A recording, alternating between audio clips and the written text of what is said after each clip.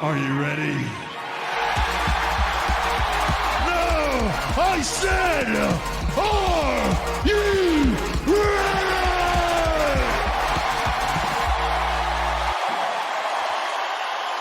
Welcome to the Fast Lane.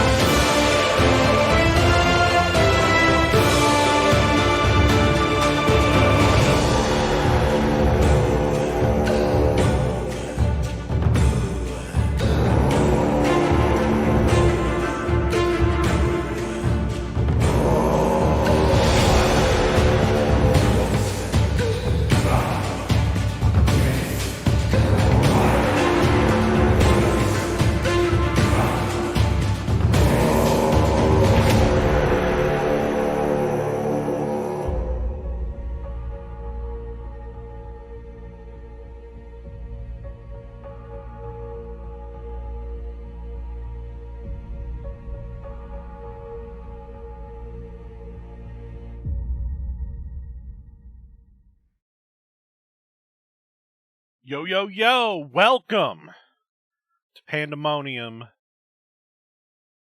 2021. We're here, we're ready to rock Pandemonium 7. Gonna be badass. Thank you guys for the compliments. I love that that throat singing stuff. I mean, my mic's already moving around, or my camera rather. So, I don't know if I'm going to like this. It may not go past tonight where the camera moves, but that's what we're going with. So, all right. Yeah, just upping the production values. Before we get started, want to go ahead and throw out some thanks. We've got, let's see, Rage Smash, 6-month subscription. Thank you so much. Alex Smiley Plays, Tier 2 for 19 months. Man, really appreciate that. That's awesome.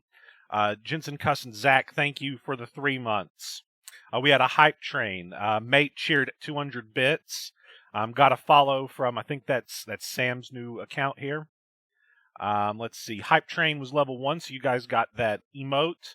Shadowbat29 for the 9 months at tier 1. Thank you. And it's Maddie with the Prime sub. That's pretty badass. Love all the support, guys. Love all the support. took all that Twitch money and put it to good use. Alex, I think that's maybe the third time I've seen you love to see it from you in this chat. Are we going to have a counter for that going on? If I knew a way to get a counter that somebody else could operate during the stream, I would definitely have a little counters going on of little things like that, like super kicks and stuff like that. Oh man, Dawes with the gifted tier 1 sub going to Behringer OSW. Awesome, thank you so much. 2 months in a row for them. All right. Awesome. Glad to see everybody here. Adam, if you're here, glad to see you. I assume you're here. I don't think it gives gift subs out to people who aren't here, so awesome. Cannot believe Red Wings getting eliminated first tonight, for sure. So we're going to hop into the show. It's already going to be a long event. Let me crank down my mic a little bit. Looks like it's getting into the red. I've already got the warning to not be too loud since one of my daughter's rooms is right above me. And at least whenever we get to the end of this event, they're going to be trying to go to sleep. So I'll try not to get too excited. I was like, listen, that's the end of the Lambs match. So, all right, let's hit Pandemonium. We've got, I believe, 5 title matches, and then the Lambs to the Slaughter match. And it's going to be epic as hell. Oh yeah, is the camera moving around a whole lot? I'm going to try to stay as stationary as possible, but you guys know I get too animated for that. I can actually, let's see, I think I can just turn that off. Probably should do that before it's really just messing with you guys. So let's do this. All right, there we go. That just blurs the background. Perfect. Okay. So what if I crank this all the way up? Didn't really change anything. I got a new work computer, so now I have 2 work computers because that's great.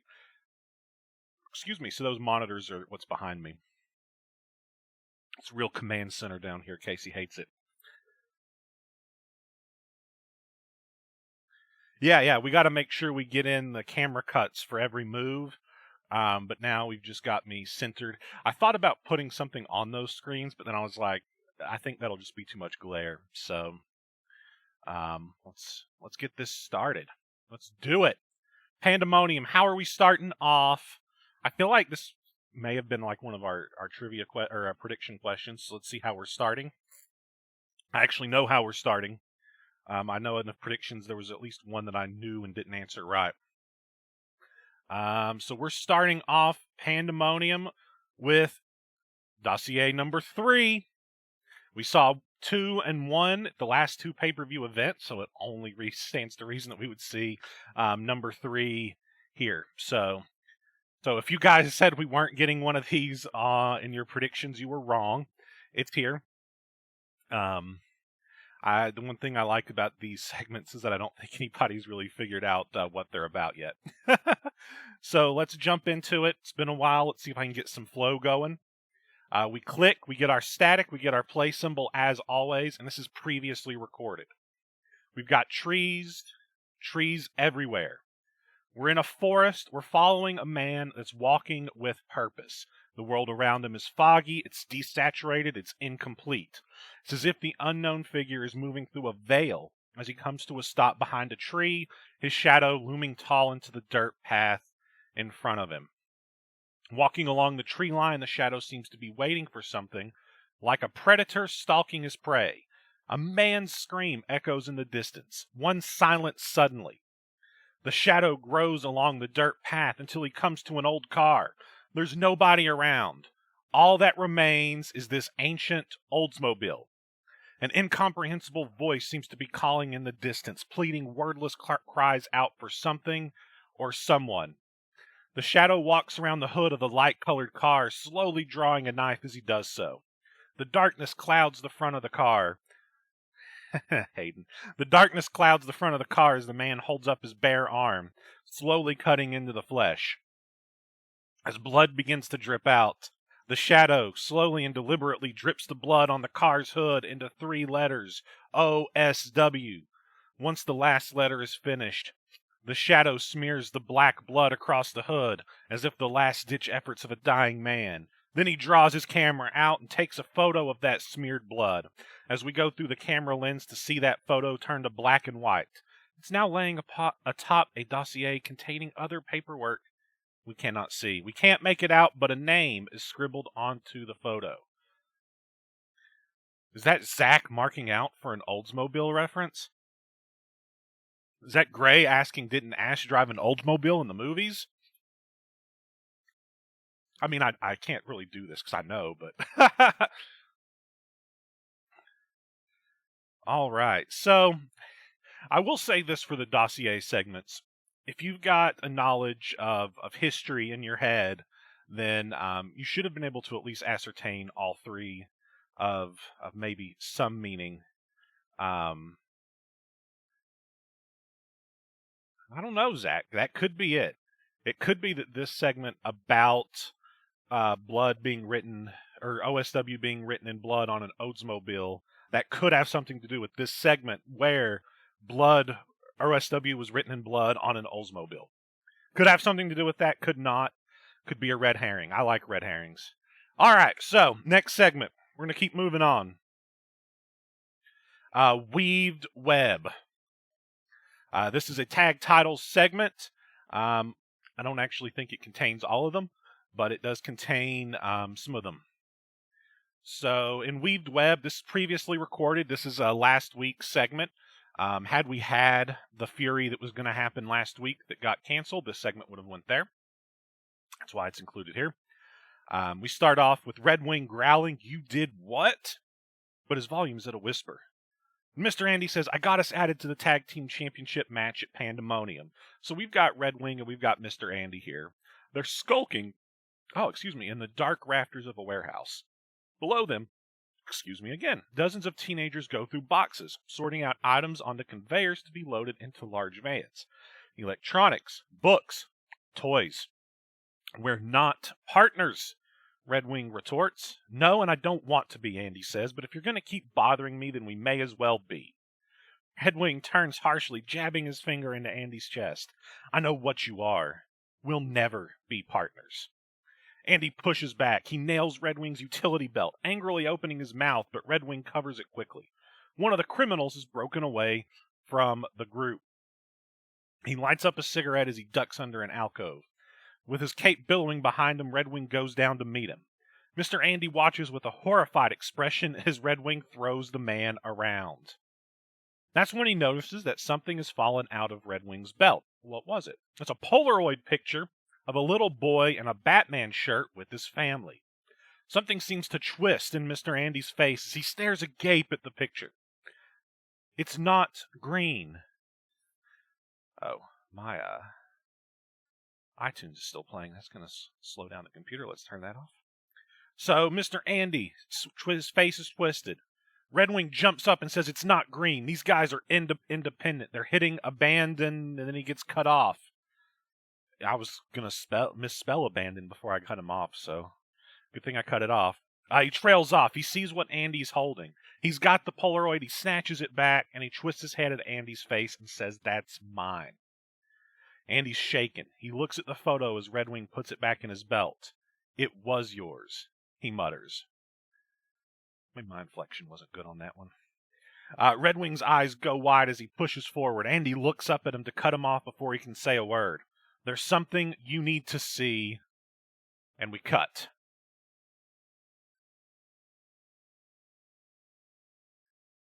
All right, so Andy was shaken at seeing a photo of what we can presume to be either Bill Kirby or some sort of maybe his family or something going on in that Polaroid. And that was why he said it was yours. If you recall, it's been very clearly kept with the secret identity thing going on. Bill Kirby and Red Wing have both appeared to Mr. Andy. So we'll have to see what comes of that. What does Andy want Red Wing to see? Well, we don't know. Because right now, we're getting a segment with Viper Roberts and Two-Face, entitled Matthew 7. We'll have to wait to see that demo, that's right. So we're in the parking lot. Viper Roberts, Two-Face, they're once again meeting, only this time they're walking towards Viper's car. They're engrossed in conversation, a conversation that we get to actually listen to. Our arrangement has been neither profitable or beneficial, Two-Face groans. Matter-of-factly. There's a lot you and I could achieve together, Viper promises.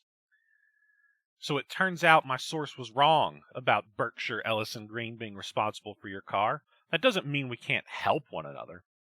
You've caused us no end of problems, Viper. We're at war tonight with Zero because of your misinformation. How do you propose to atone for that? Viper smiles, pulls out his flip phone. He's got a flip phone. Makes a call whilst Two-Face looks on in wonder. You failed me, he says to the person on the other end. You know what to do.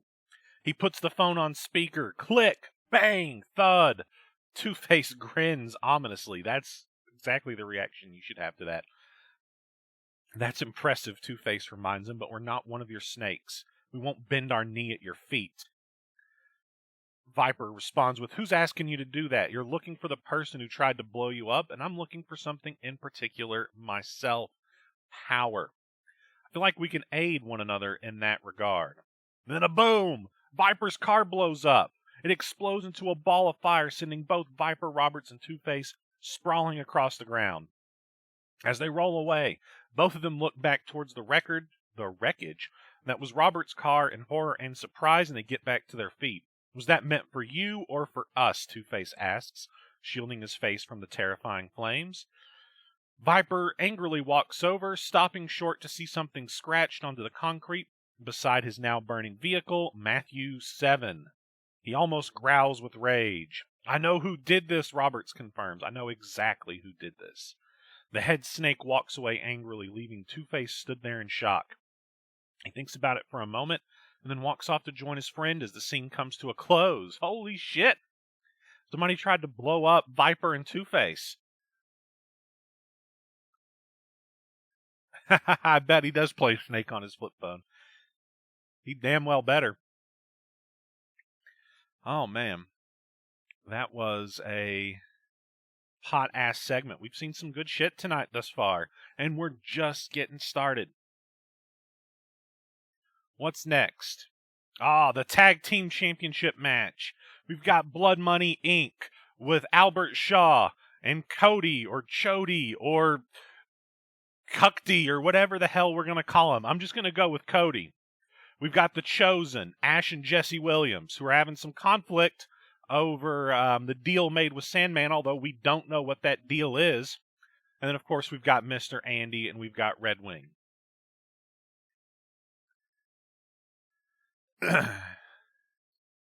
Yes, we'll have to have a vote on on what we're gonna call Cody. All right, so we got the tag straps on the line. Who's gonna emerge with the straps? Which team? We've got one team who's definitely on the same page. We've got one team who's kind of on the same page, and we've got another team that's not really on the same page at all.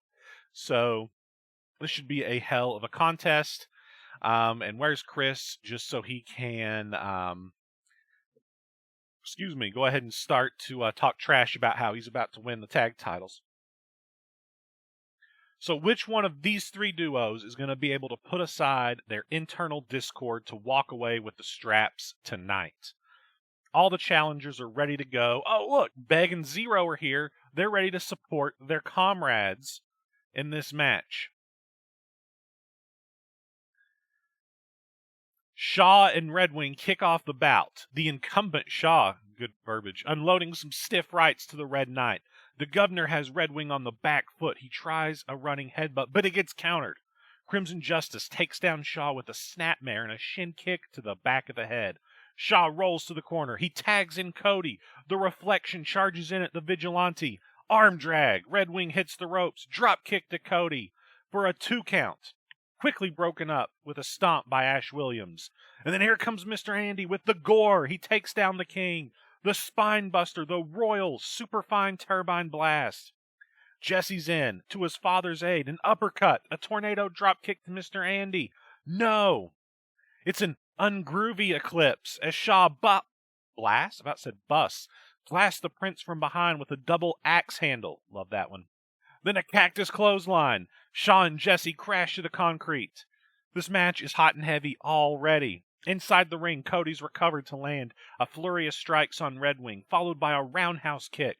Crimson Justice is down. The Reflection hits the ropes with a leg drop. He calls that the perfect rush.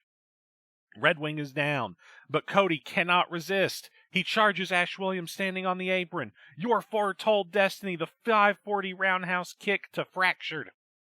Beg and Zero applaud on the outside, hopefully like this. Cody tries to repeat the trick on Mr. Andy, but he telegraphs it. The Toymaker evades the kick, landing a punch in respite. Cody takes it flush and spins right into a recovered Red Wing. All right. Return to Arkham. Cody was spiked by the DDT. 1, 2, kick out. Red Wing peels him up off the canvas, gives a couple of hard knife-edge chops to the chest, and the Red Knight looks for that ripcord knee. The Godwatch. Cody spins a full 360 before flopping down on the mat. Red Wing hits the ropes, but it's a blind tag. Ash is in the match. There's a stare down between the Chosen One and the Red Knight, but the ref puts it to bed. Those officials always getting in the way. Sends Red Wing over to his corner. The Reflection's on his feet. Ash charges him, the boomstick, but no, Cody with a forward roll. He tags in Albie. The Governor goes straight into a toe-to-toe slugfest with Ash Williams. Trading blow for blow, neither man is giving an inch. But Shaw goes low, a knee to the gut, then a discus elbow drops. The Chosen One, to great acclaim from his cheerleaders. Albie makes a cover, but Ash kicks out with a 1.5. The Governor wastes no time. He mounts Ash, lays into him. Forearm strike after forearm strike to the head. Shaw drags Ash to his feet. The Chosen One's legs are wobbling. He whips him into a corner where Jesse's now standing. The Governor points at the Prince and beckons him into the ring. Come get some. As the Prince tags his father and slingshots in, Shaw makes his move, but Jesse, he ducks the running clothesline. He spins, lands an uppercut on the Governor, followed by the tornado drop kick. That's the groovy eclipse, baby. Shaw slumps back into the corner. Boomstick. Shaw drops out of the ring and Jesse punches the turnbuckle. Shaw regroups with Cody outside the ring, but the Prince leaps over the top rope. The Swanton Bomb, Call of the Chosen, to the outside, onto both of the tag champs. The crowd goes wild for the Prince. He's up to his feet, rolls Shaw back in the ring, but as he's about to follow, Red Wing and Mr. Andy on either side of them. It's a tense standoff. Boomstick out of nowhere. Ash Williams to Mr. Andy from the ring apron, and Red Wing seeks revenge. He doesn't sing it. Red Wing and Ash brawl on the outside. Jesse leaves them to it. Slides into the ring with one eye on the outside. He never sees it coming. GBH, the Claymore kick. The Prince has been KO'd. The cover. 1, 2, 3. No! The shoulder was up. Shaw tries to peel Jesse up off the mat, but Mr. Andy is here. He's been on the apron for most of the match, but now he wants a piece of the Governor. The Jack Attack, the Samoan Drop, the mounted jabs. Outside, Ash bounces Red Wing off a ring post. Inside, Mr. Andy's on the top rope. The Flight of the Ornithopter. It lands on Shaw. Ash is also on the top rope. Call of the Chosen, also on Shaw. Ash and Andy square off. They're scuffling. Spilling outside the ring. Cody's in the ring now. He blindsides Jesse with the perfect ending. He drags Shaw over the body of the Prince. 1, 2, and 3. I scrolled too far. Cody, Shaw and Andy. No. Shaw and Cody hold on to their tag team titles. The winners and still tag team champions. Blood Money Incorporated. Congratulations.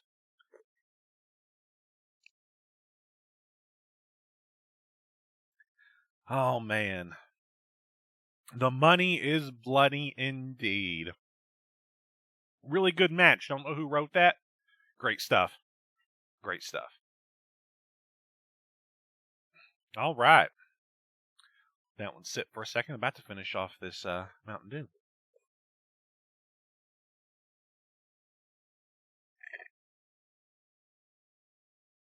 Then I'll be back to Powerade. All right. Yeah, great match. All right, let's do it to it. What's up next? Blood Money Incorporated with a segment entitled Among Us. Are we going to find out who the imposter is? Are we going to find out who's sus? I think it's about to go down.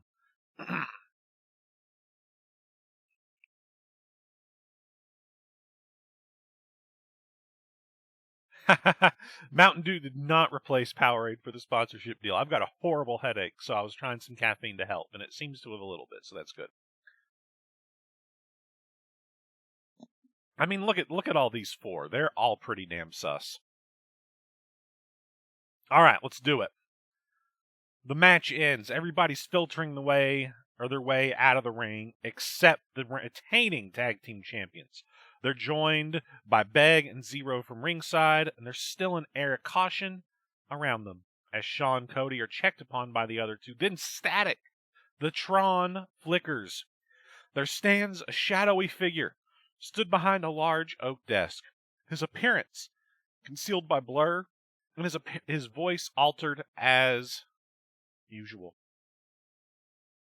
I told you that when the time is right, the traitor amongst you would destroy you from within. Everybody looks at one another. That time, he says, only to pause, is now. Now, I am assuming when I scroll down, I'm going to find out who the bad guy is. So last second to say who they think it's going to be. Last second. Any predictions on what we're about to see? Dawson thinks Zero. Dawson thinks Zero. He's the only one predicting, so let's do it. All right, we got some Zeros, we got some Codys. Let's see.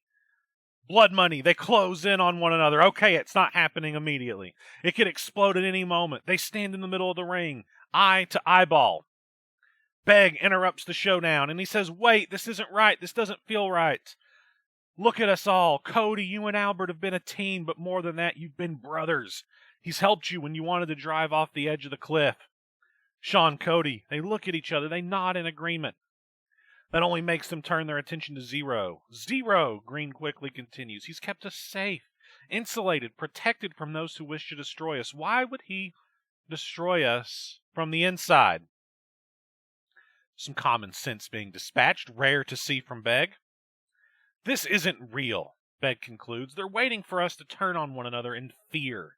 This asshole thinks we'll cave, but we won't. No one here is the turncoat. There is no traitor among us. They all agree with that. Green throws down the mic. He slaps Shaw on his meaty chest and tells the group to follow him. Are we about to see the Rock in the Nation moment? And they do. Oh, no, we're not. They do follow him. All four of them exit the ring. They're making their way backstage. Oh, it's all sunshine and rainbows. But a thump! Here it comes. The thump. The crunching sound of violence echoes through the slaughterhouse as Zero crumbles to the floor in a ginormous heap. Beg turns around just in time to see it. Shaw! It's Shaw! He shrugs.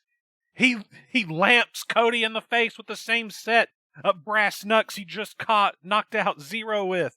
Albert Shaw is the turncoat. He's got Beg by the scruff of his neck. He drags him down the entrance ramp, bouncing him inside like he's nothing.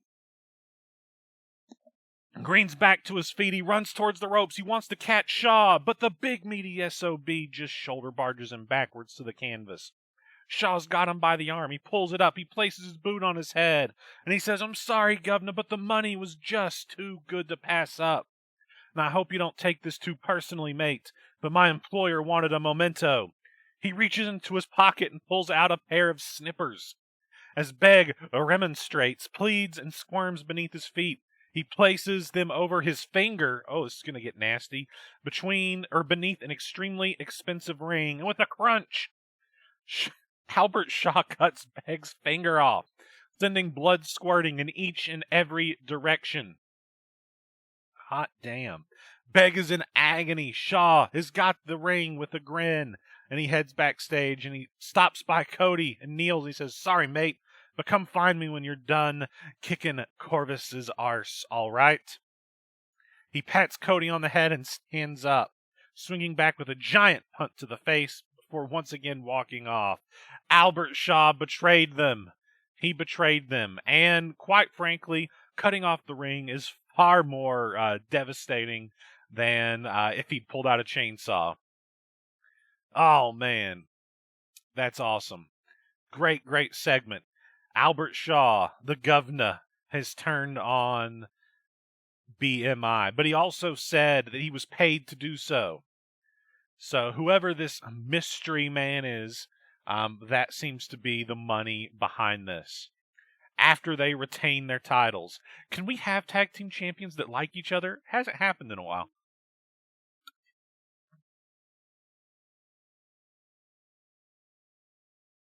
All right. Great, great ship. Hayden with the jokes all ready.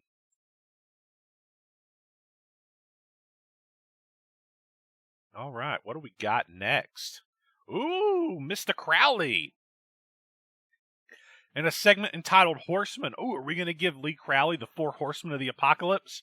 I sure as fuck hope so. Let's see, what do we got? Who's it going to be? The 4-finger discount. Let's see what's going on with the king of the underworld.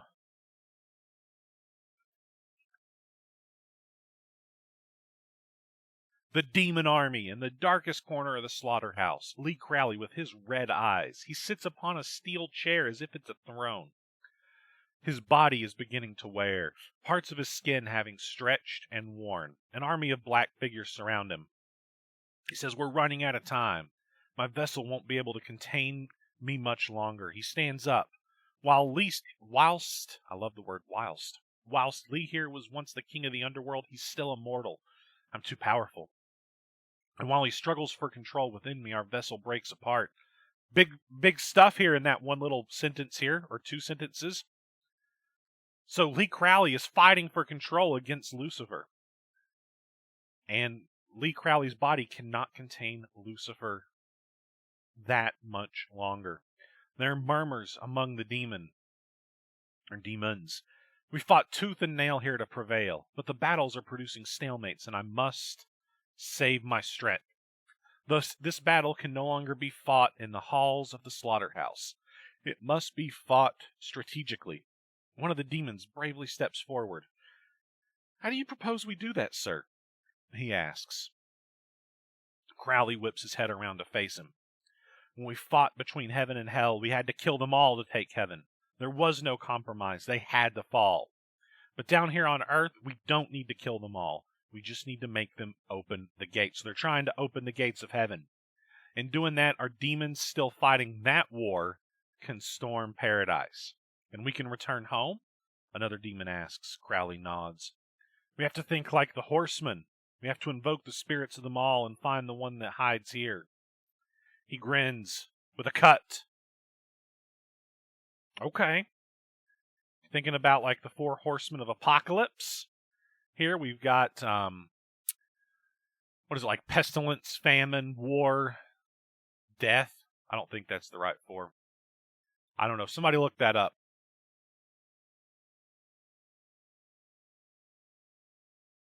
All right, I got them.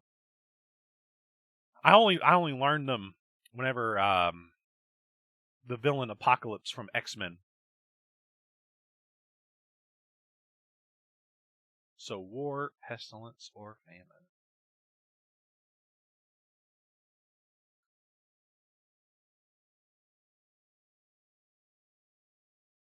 Looks like we've got us a title match next, folks. VHS Championship, Zero defending against Two-Face. Here we go. Zero, Two-Face, should be a hell of a match. Really excited to see how this plays out. Two-Face's quest to find out who burned his face and fractured his mind led him back to his old enemy Beg, but Green's head of security stands in his way. Can Two-Face gain revenge through proxy, or will he be another victim of the Punk City Killer? Remember, Zero will be hurting both mentally and physically after that assault by Albert Shaw tonight. And the bell sounds. Two-Face straight out the gate. He takes Zero by surprise. Running right hook to the gut. Stiff uppercut to the jaw. The champion is reeling. He follows up with a quick snap suplex, sends Zero tumbling head over heels into the corner. Two-Face is already on him. Two-Face is on fire. He lights Zero up with stiff chops and strikes before Beal tossing him to the middle of the ring. Zero stumbles up to his feet. Shotai! The running palm to the jaw knocks Zero for a loop as Two-Face wraps their leg around the Bionic Champion's neck. And he hits flipping the coin, and Two-Face goes for the cover. He's trying to finish early on. 1, 2, but Zero gets the shoulder up. It won't be that easy, Two-Face. It will not be that easy. Two-Face goes to pull the champ up to his feet again, but gets a sadistic thumb to the eye by the opportunistic Zero. Two-Face screams in pain, the digit scraping against the already damaged cornea as Zero rolls to the outside, trying to get his composure back. Two-Face stares him down, venom in their scowl as they silently flip that scarred coin. He looks down as it smacks into their palm before smiling. Shote. Okay, I guess that's how you'd say that. And he dives through the ropes with a surprise suicide dive. He sends Zero into the barricade. Two-Face is back up, pounding his face down into the concrete. Lefts, rights, he pulls up the champ. Got him around the back of the head, and he lawn darts him skull first into the steel turnbuckle post. Bone smacks off steel with a sickening thud. Zero looking completely out of it as he's thrown back into the ring. Two-Face does not cover, instead pulling up his smaller opponent, locking him into a double underhook, and nailing knee after knee to the rattled skull of Zero before a leaping double knee sends the champ down to his knees. Two-Face lifts the groggy Zero's face up with a sneer, backing up a few paces before rushing forward and snapping Zero's neck down with a modified running neck breaker before he muscles him down for the pin. 1, 2, 3, no, but Zero got the shoulder up. My mouse wasn't on the screen so it wouldn't scroll, so that's why I looked all funny. Two-Face pulls Zero up, snapping forward with the there went this scrolling, with a sickening headbutt that leaves the champion limp before bringing him in for the sure end. He goes for heads or tails, but Zero slips out. He's still out of it. Two-Face rushes in. Drop toe hold.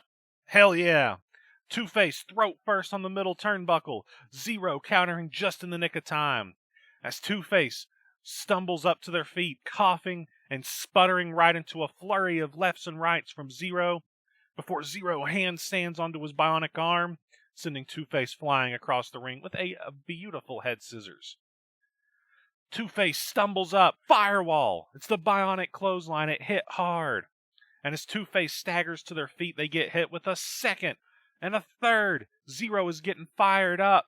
He's heading up to the top rope as he looks to hit a high-risk punctuation mark.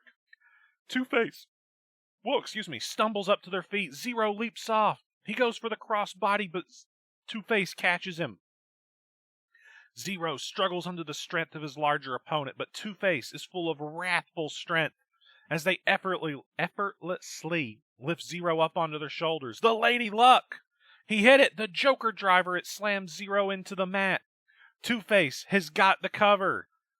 1, is this it? 2, it could be it. 3, no! Zero just got the shoulder up.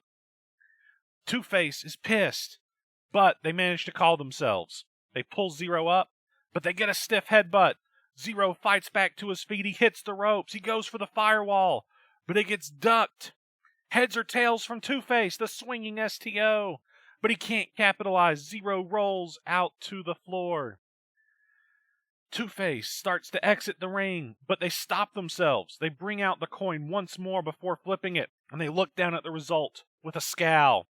And they reluctantly stand there. They can't leave the ring because the coin didn't say they could. staring daggers at the slowly rising Zero, who begins crawling to the ring, pulling himself up by the ring apron as Two-Face gets impatient, trying to pull Zero back into the ring himself. Stun gun! Zero snaps Two-Face's neck over the top rope, staggering them back.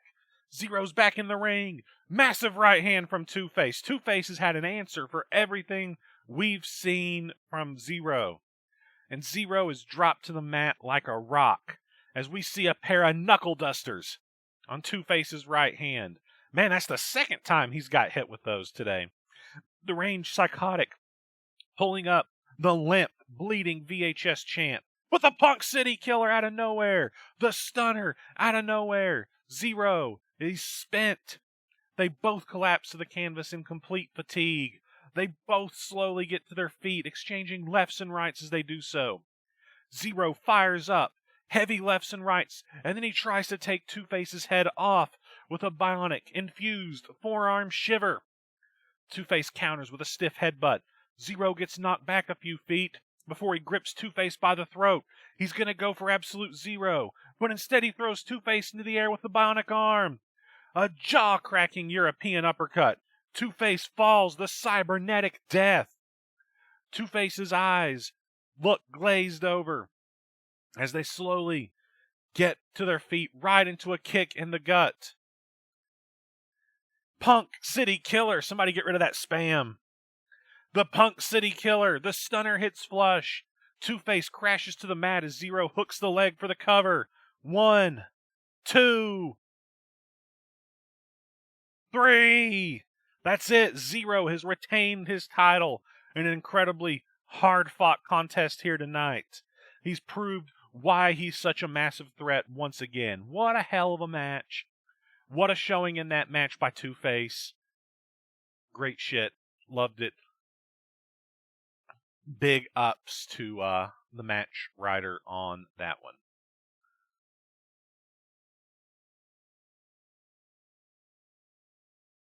Great, great stuff. All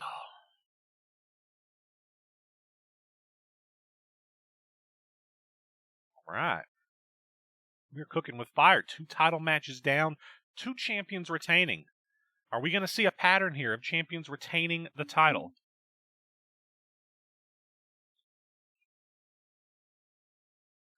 All right. Ooh, a segment with Mr. Andy next, entitled Pinocchio. Zach, great match. Let's see what's up with Mr. Andy tonight in this Pinocchio segment. We've already seen Andy twice in his match and then a flashback from last week. Ooh, we've got flames to start with. A fire raging in the middle of a New York City street. Smoke billowing from a building. As a car pulls up outside, firemen are rushing towards it with hoses to put out the flames. It's Mr. Andy, and he's absolutely distraught. Holy shit, right in front of him, his emporium burns to the ground. Damn. He tries to push past a firefighter to get inside, and he says, "Please, that's my business. Everything I own is inside there."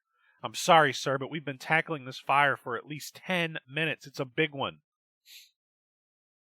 Andy reels, placing his head on his hands in despair, slumping to his knees, unable to think, move, or take his eyes away from the roaring inferno.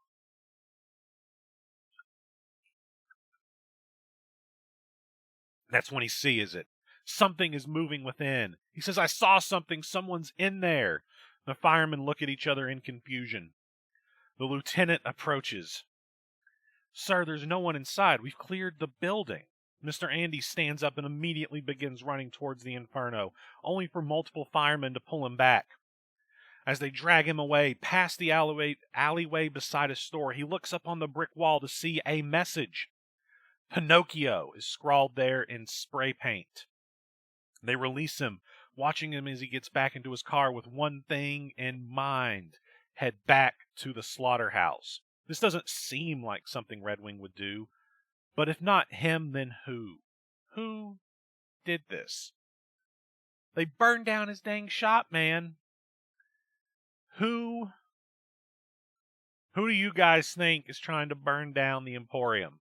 Great segment here.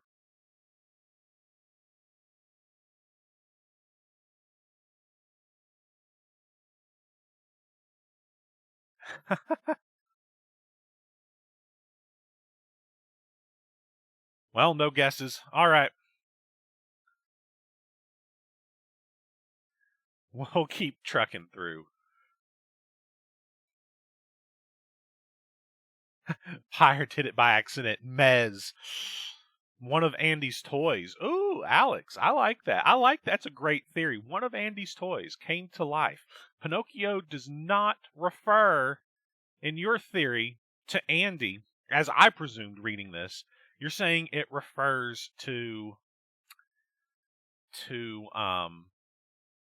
one of the toys. I like that. Very nice. Now, who is this?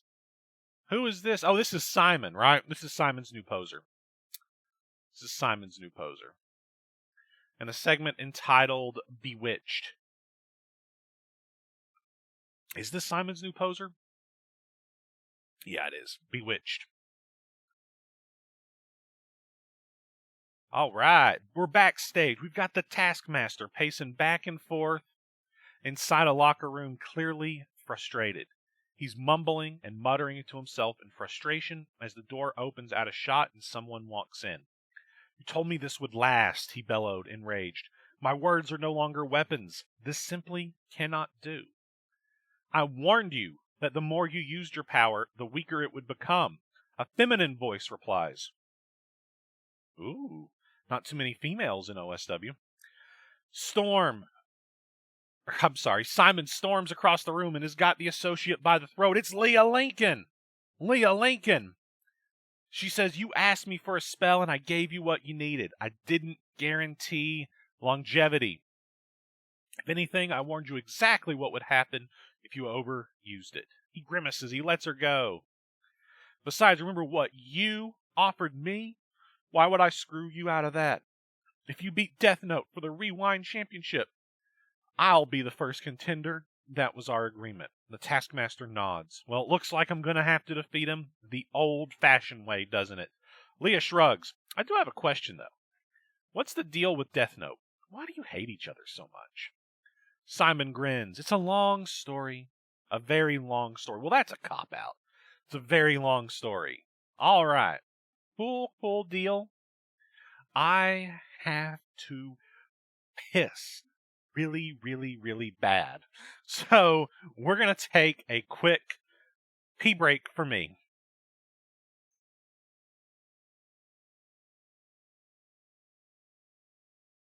This is the just talking part. That's not really what I wanted to switch to. Where's my BRB? Here it is.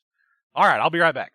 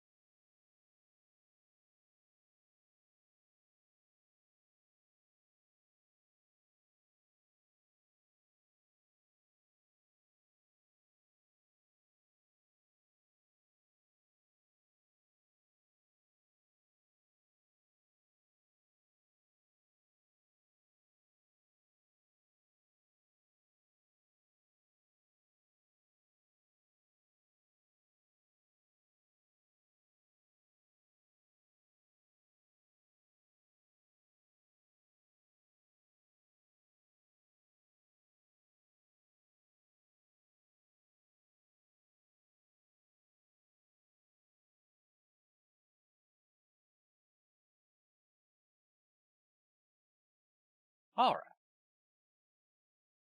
Nope, that's still not the one I did. Ooh, I didn't apply the mask. So I look real goofy like. All right. Let's see if I can figure out the right thing to go to this time. All right. We won't play the intro again. We're back. See, it was a very long story.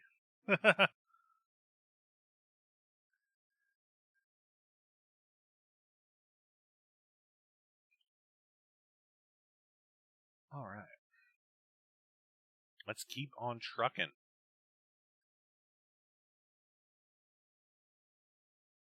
Yes, rocking the HyperX. Really like this headset. They're not paying me, but I would recommend it.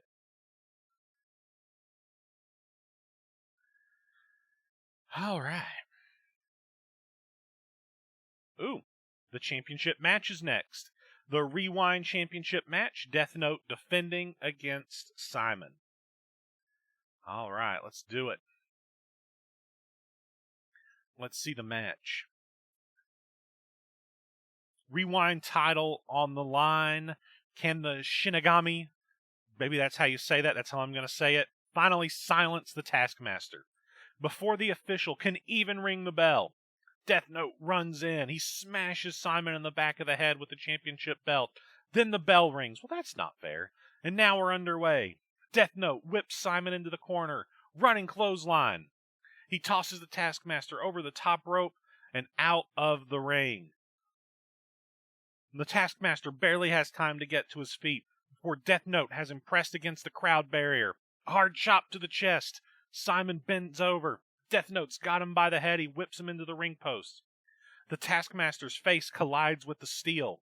Simon uses the ring apron. He pulls himself back to his feet, but Death Note is seamless in his assault. He slams the intellectual's face onto the edge of the ring. The Shinigami looks to whip Simon, but a counter by the Taskmaster. The author of death is whipped into the ring steps. Man, these ring steps are going to be battered by the end of the night. Simon's got a chance to catch his breath, and he uses the time to pull a table from under the ring.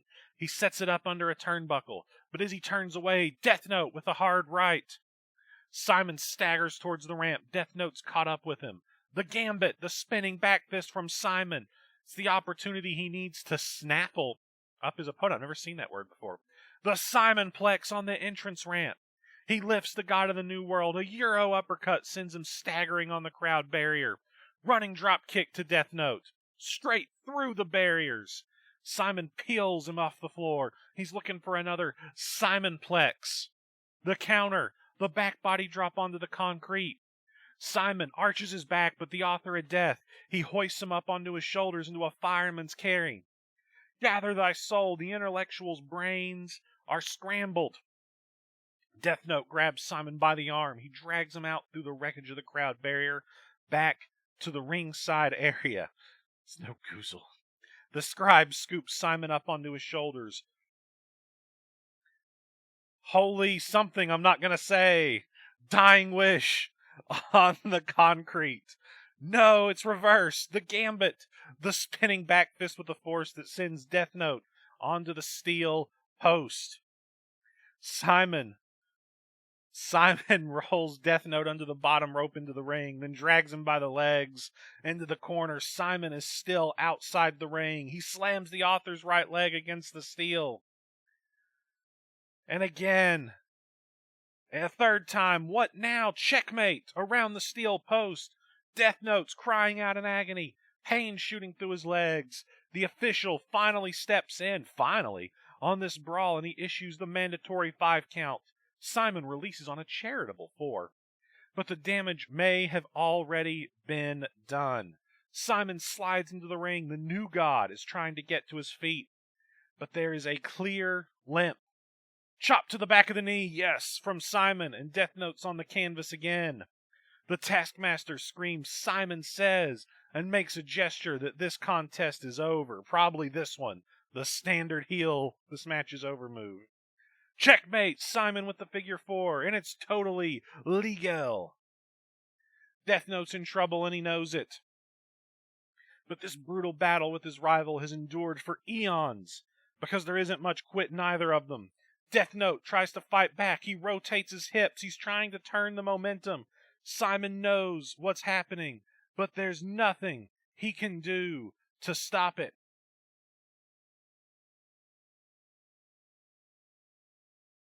Death Note twists on the front. The leverage is reversed. Simon is the one who's being challenged to submit now. Simon inches towards the ropes. They're close, and in a couple of forward shuffles, he gets there. Hand on the bottom rope, and the rope break is enforced. Simon uses the ropes to get to his feet. He turns. Turn the page! The counter! Back elbow from Simon. Running STO. Simon just nailed Death Note with a variation of his own finisher. And he makes a cover. 1, 2. Is this it? Is it 3? No, it's not. Shoulder up. Simon peels Death Note off the mat. He puts him in the corner. He lifts the author up onto the top turnbuckle. This isn't going to end well. It's the corner where Simon had earlier set up a table outside the ring. I guess that was foreshadowing. Simon climbs up with Death Note. They're both on their feet on the top turnbuckle. The Super Simon Plex. No way. Death Note reverses. Swinging reverse STO off the top. Turn the page. To the outside. Through the table. Holy Mother of Mercy. Broken wood. Bones. Debris of these two eternal rivals all over the concrete. What an amazing sequence. What an amazing sequence. They're dead. Nobody can cover. But Death Note's first up. He throws the intellectual into the ring, and he heads up to the top rope. The kiss of death. The double top rope foot stomp. Cover. 1. He can't kick out. 2. 3? Yes, that's 3. The Shinigami wins tonight, but who will have the last word? Our third title retention from the champion Death Note. Congratulations to Death Note.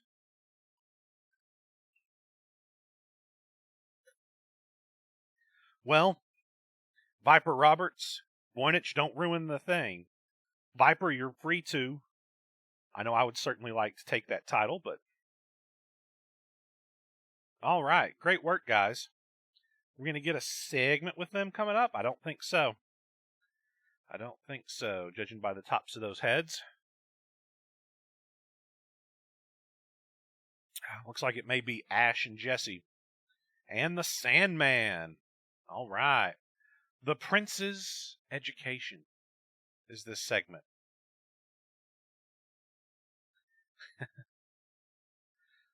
All right. What's going to be the Prince's Education? Are we going to find out what the deal is they made last month?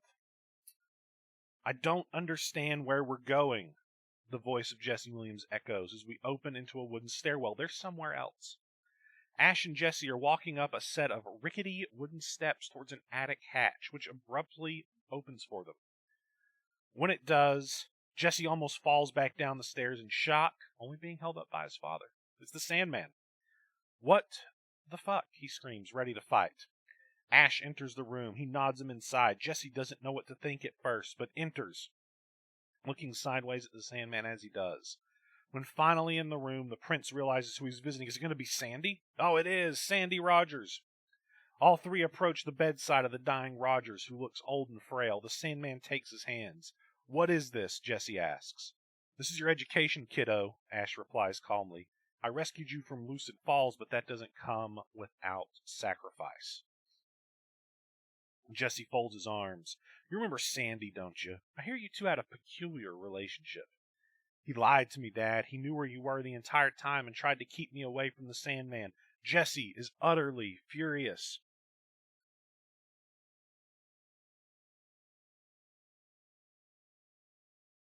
Ash walks over to his son, putting his hands on his shoulders. Look, I know we've had our problems with these douchebags, but I'm not willing to lose you over Luke Storm, Ash says with a shake of his head. Where was he when you were kidnapped? He didn't give a fuck. He didn't come looking for you. He didn't mount a rescue. He was back in OSW competing for opportunities. The only thing he really cares about, success. That's fair. Jesse looks away shamefully. We have to do this, the Chosen One implores. And when we do, it's over. We can leave OSW once and for all. They look at each other, father and son. Jesse nods, and we cut. It still didn't tell us what the deal was. My only assumption from what he said is that they're going to go after Luke Storm.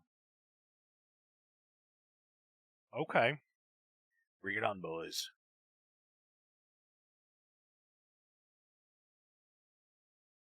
Oh, man. Anytime somebody wants to leave, it never turns out well for them, does it? Very interesting segment here. They're working with Sandman, presumably to get Luke Storm. Heroes always mess everything up, Zach. You know that. Next segment. Ooh, it's a Red Wing segment entitled Remnant. Is Chris even here? I haven't seen him talk in a while. Is he smarting from his defeat? Oh, he's here. Hit break. All right, let's do it. We're after the show. So this is a flash forward. This is after Lambs to the Slaughter. We're at Doc DeVille's asylum, or what's left of it anyway.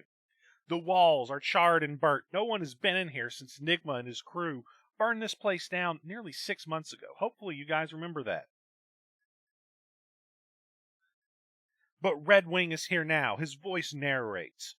Andy told me of a burning building with answers. This may be a ploy, but I've walked into worse. So that's what Andy told Red Wing he needed to see.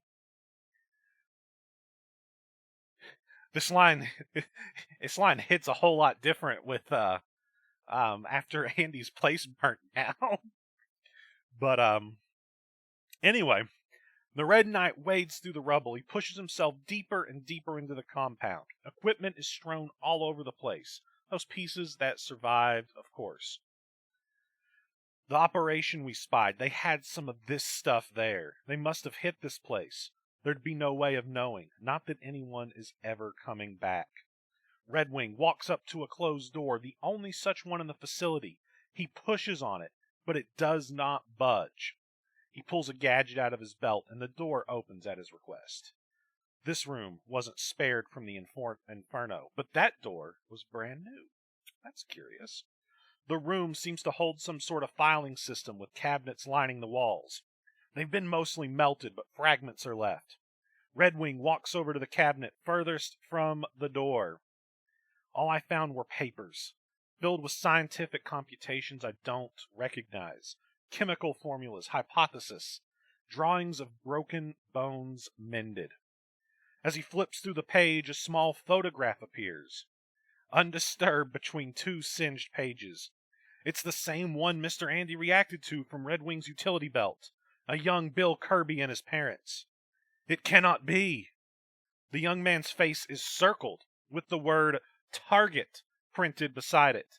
Behind that photo is another, this one of an adult Bill Kirby with his family. There are X's over each of their faces. All but Bill's. He wanted me to see this, to taunt me. Taking the files, Red Wing storms out of the facility enraged. Seesaw killed my family. And we cut.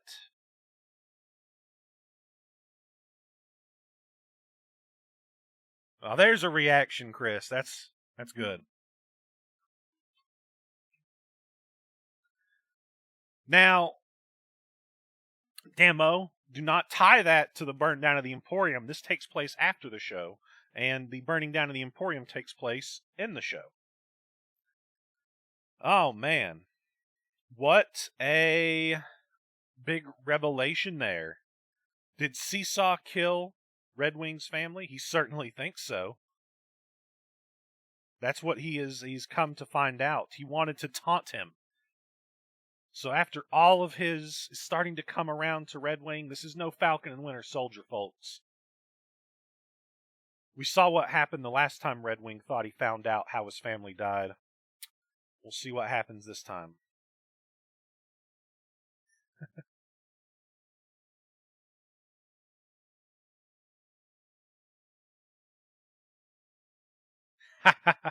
Mr. Andy is totally U.S. agent.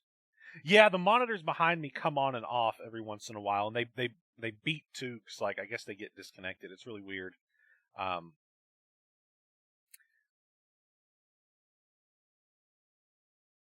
Alex is skeptical.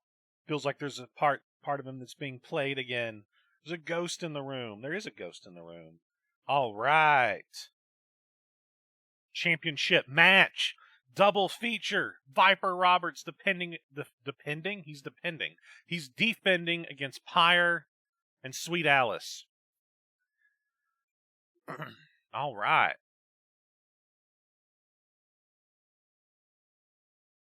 What are we going to see here? It's time for our double feature championship match. Pyre and Viper Roberts are getting well along right now, but will they work together to make sure Alice doesn't get her hands on the title? We'll find out next. An NPC with shoulder-mounted rockets. I like that. The bell rings. Viper, Pyre, they make their way towards Alice. She slides out of the ring. Pyre smirks and shouts, "Bad move, you little bitch." Alice looks confused. She's blindsided by the card guards. Big boot from one and a spear from another. Pyre and Viper, their crews run deep. They both hit hard at the same time. She's down. They pull her up. Here comes the snake pit from out from under the ring. Everyone sees the three men, but Alice sees them as snakes. She's squirming. Remember, she sees Viper as a giant snake. She sees his men as snakes. Gut punch after gut punch. Alice is crying from what she feels like are snake bites. Pyre is laughing it up, but Viper rolls her up with a quick schoolboy. "You asshole." 1, 2, no, she kicks out. She says, "What the fuck was that?" He just shrugs. She shakes her head, and she goes after him, rapid-fire chops. And instead of welts, it's burning his chest. Burns are starting to show on his chest. Hell yeah. She goes for an Irish whip, but he holds onto the ropes and spits in her face. Snake oil. Pyre is blinded. Viper's got her head. The ode to the snake, but no. Alice has somehow gotten back in the ring. She levels Viper with her storybook. Welcome to Wonderland. Another one with more force to Pyre. She covers both of them. 1, 2, no. Pyre's burning Alice's wrist. This is some good power usage. That's what's up. She jumps up from the burn, and Pyre has saved the match for both her and Viper. Alice goes back for the book. She swings it wildly at the still down Pyre, but Pyre rolls out of the way. Alice loses some balance. An up kick to the knee of Alice. Alice is down to a knee. Pyre is up. She stands up and says, "It's about time you bowed to me. Bow to the queen." The snap DDT.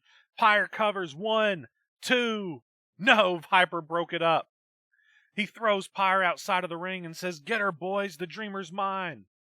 Alice pulls herself up, and there he is. The colossal snake she's been running away from. He's making his way towards her. She backs up to the corner. She sees him going for the bite, but all the crowd sees him going for a headbutt. He rears his head back to strike. Alice moves. He headbutts the turnbuckle hard. He loses his focus, and Alice can see clearly now. No more colossal snake. No more little snake. She's free from his mind games, and I think it's time for Viper Roberts to pay. She drops him with the X Factor down the rabbit hole and makes the cover. 1, 2, 3. She's done it. Alice is... Oh, no. She hasn't. Alice has overcome the odds. She hasn't. Viper's foot was on the bottom damn rope. That snake. The match goes on. I know, right now. The match goes on. Alice gets up and's kicking his side. "You tried to make me scared of you. I'm definitely not scared of you now." She's stomping away like a woman's possessed. 3 stomps. She's stomping a mud pole. His pit sliding the ring to stop her. She drops the first one with a cutter. She drop kicks the second one. The third one's got her. He has her arms tied up. She's kicking, trying to get out of his grasp. She kicks too much and tosses her backwards with a tiger suplex. And he holds on with a bridge. It's a pin. And Piper puts a foot on top of her to claim it as his own. That's a creative finish. 1, 2, no. The Awakening. Pyre with the Dragon Sleeper. It gets Viper off Alice and the match goes on. Pyre has the hold in tight. Viper's struggling to get out of it. Alice gets out of that tiger suplex. She knee drops the follower. She gets up, super kick to Pyre. It makes her drop. She hits Viper with the inverse DDT. Pyre and Viper are both down. Alice has the chance to make something happen. This is it. She pulls Pyre up, down the rabbit hole. But no, Pyre bats the hands away. Stunner. She's not done. She makes a come here motion. It's the Red Knight and the Knave. The Red Knight hoists Alice on his shoulders and the Knave climbs to the top. Are we going to see a Doomsday device? Yes, we are. The Doomsday device. Pyre picks up the pieces and covers. 1, 2. No, Viper is here. The basement drop kick. The Knave and the Red Knight, they go after Viper like wild dogs. Kicks and stomps all over him. The Red Knight pulls Viper up, holds him for the Knave to strike. The Knave spins and goes for the roaring elbow. Viper slips out. The Knave hits his own partner. A Sparta kick from Viper sends the Knave out of the ring. Viper wipes his hands, happy with his handiwork. But he doesn't see that Pyre has been on the top rope the whole time. She goes to jump, but no. Who's got her foot? It's Two-Face. Two-Face has her foot. That SOB. I'll burn the other side of your face, you bastard, she says to him. Viper's on the top rope with him. He grabs her head and falls with her. The ode to the snake from the top rope. That's gotta be it. DDT off the top rope for the cover. 1, 2, that's gotta be it. 3, yes. Yes, after all the craziness surrounding that match, Viper Roberts retains his title with an assist from Two-Face. 4 for 4 on championship retentions. It all comes down to Voynich. Can he do it? Son of a gun. Grats to you guys. Great match. Whoever wrote that did really good job at integrating the story and everything to go with it. Grats to Mr. Viper Roberts. You dirty snake.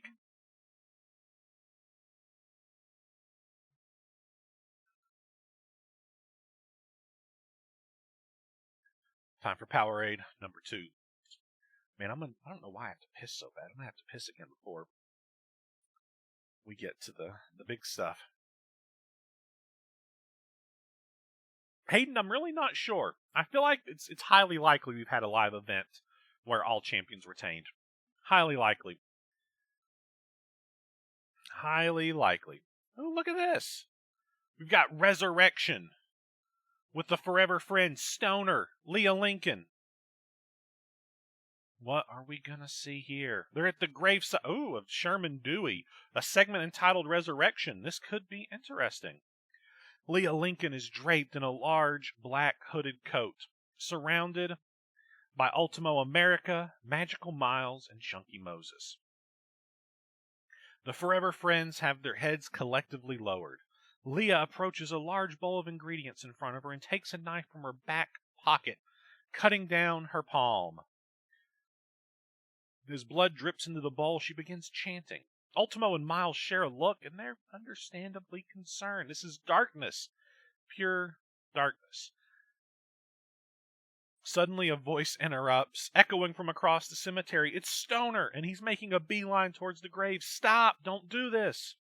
Smart man. The ground begins shaking violently, and as Stoner runs through the graveyard, he falls from the sheer disruption beneath his feet, crashing into a tombstone head first, knocking him unconscious. As blood seeps from a wound on his head, the Forever Friends quickly huddle together with their eyes on the grave of Sherman. They're terrified. Then it happens. A hand thrusts through the dirt. They scramble towards it, using their hands to dig out as much dirt as they can. As the grave empties of dirt, they pull Sherman Dewey from within it, dragging him away. They all look for Leah, but she's gone. What the hell? Where is she? Miles queries. It doesn't matter. We've got him back. We've resurrected our best friend. Guys? Chunky says, patting Miles on the back. Guys, something's wrong. This ain't white. The Forever Friends turn their attention back to Sherman, who isn't what they remembered. It's their worst nightmare. His skin. It's white and ripped, worn and rotted. His eyes are vacant and evil. He's no longer Sherman Dewey. He's a fucking zombie, man. He lunges forward. He grabs Miles by the throat. Drop kick by Stoner. Where did he come from? Stoner drop kicks Sherman in the head. He slams him back into the dirt. Run, dudes! The Forever Friends make their move as fast as they can, watching as Sherman gets back to his feet and screams in anger. What the fuck have they done? Oh, snap. We got a zombie. We got a zombie Sherman Dewey. They asked for it, and it wasn't really what they needed. That's awesome.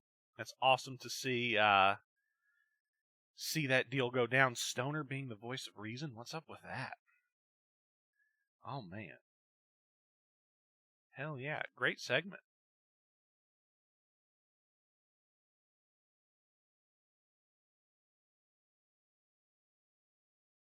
All right. Let's see what we got. What's coming next? Ooh, we got the Butcher and we got the Chief. We've got a segment entitled The Fate of Many. All right, what's about to go down with these two gentlemen? They're in the Butcher's office. He sat behind his desk, his face as white as a sheet. We're talking about the Butcher here. He's got a cigarette to his lips, his trembling fingers reaching up to remove it and flick ash into a tray, and opposite him the Chief sits alongside Nightstick. Now, if you guys recall, and this is deep cut going back a year and a half or whatever, the Butcher is the one that killed Nightstick. So I'm very curious to see how this meeting goes. Huh, look at that, Dean with the recap. Nightstick's the man the Butcher killed in his hunt for his old school wrestling ownership. This war must come to a head sooner than later, the Chief announces. But first, there's some business we must attend to. The Butcher nods, looking at Nightstick, who hasn't taken his eyes off of him. And we flash back, Lambs of the Slaughter, 2019. That was 2 years ago. When you made the mistake of rejecting my offer of fighting here. Oh, we're going to go back to the first event of the volume. We struck an arrangement, didn't we? He shakes his head, pushing him backwards so that he begins swinging. And you haven't held up your end of the bargain. I tried, a voice mutters through gargling blood. I just couldn't find it. The Butcher grimaces, his white, bulbous face almost growling with rage, veins popping from his neck and forehead. That's disappointing. Instead of talking further, the Butcher bends down. He grabs the man's face, puts his knife to his throat as we finally see who it is. Of course, it's Nightstick. You had two choices. Fight for me here, defend your title, and be my prize, or find me what I was looking for. The cop grimaces, blood dripping from his mouth. I told you what would happen if you didn't do your job. Sadistically and slowly, the Butcher drags his knife across the throat of Nightstick, watching gleefully as he chokes on his own blood pouring down his face, dropping with ferocity on the floor. Brutal. That was from our first event of Volume 2 in fall of 2019. So we're back in the present. Nightstick lunges across the table. He's got the Butcher by the throat. The Chief tries to intervene, but Nightstick refuses to let go. What do you want? Butcher mumbles, his throat being constricted. Vengeance, Nightstick yells back. You murdered me in cold blood, and for what? This place? You don't understand, do you? Butcher continues to try and speak. If I didn't, what would have happened to the world? I was fated, just like you were, to be here right now. The fate of many depended on it. The cop finally releases him, pushing him backwards into the cabinet behind him. The Chief quickly tries to calm things down. He's right, Nightstick, he's right. I'm not saying you must forgive him now, but you must understand. As Nightstick steps backwards, his right arm begins to glow a powerful, light-colored hue. In his hand, a sword appears. Ooh, Nightstick's got him a sword. I knew it, the Chief says in awe. What's happening? The Butcher cries out. He's an archangel, Colin. He's the end of this war. Ooh, Nightstick, an archangel. Nightstick suddenly controls himself, falling to one knee in exhaustion. The sword fades away, leaving just the angel behind. The Chief rushes over to kneel alongside him, placing an arm over his shoulder. I can't offer you my life, Nightstick. I just can't. But I can offer you the next best thing. A match at Dead Pixels. You and I, 1-on-1. The cop looks up, his eyes still glowing, and he nods. Cut. Oh, snap. It's gonna be a match. 1-on-1. Nightstick and the Chief. All right. Right on. That should be a barn burner.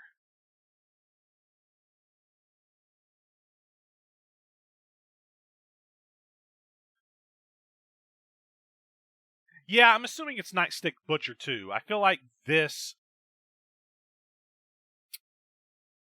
I read this wrong, and that the chief may have rushed over, but this dialogue is from the Butcher.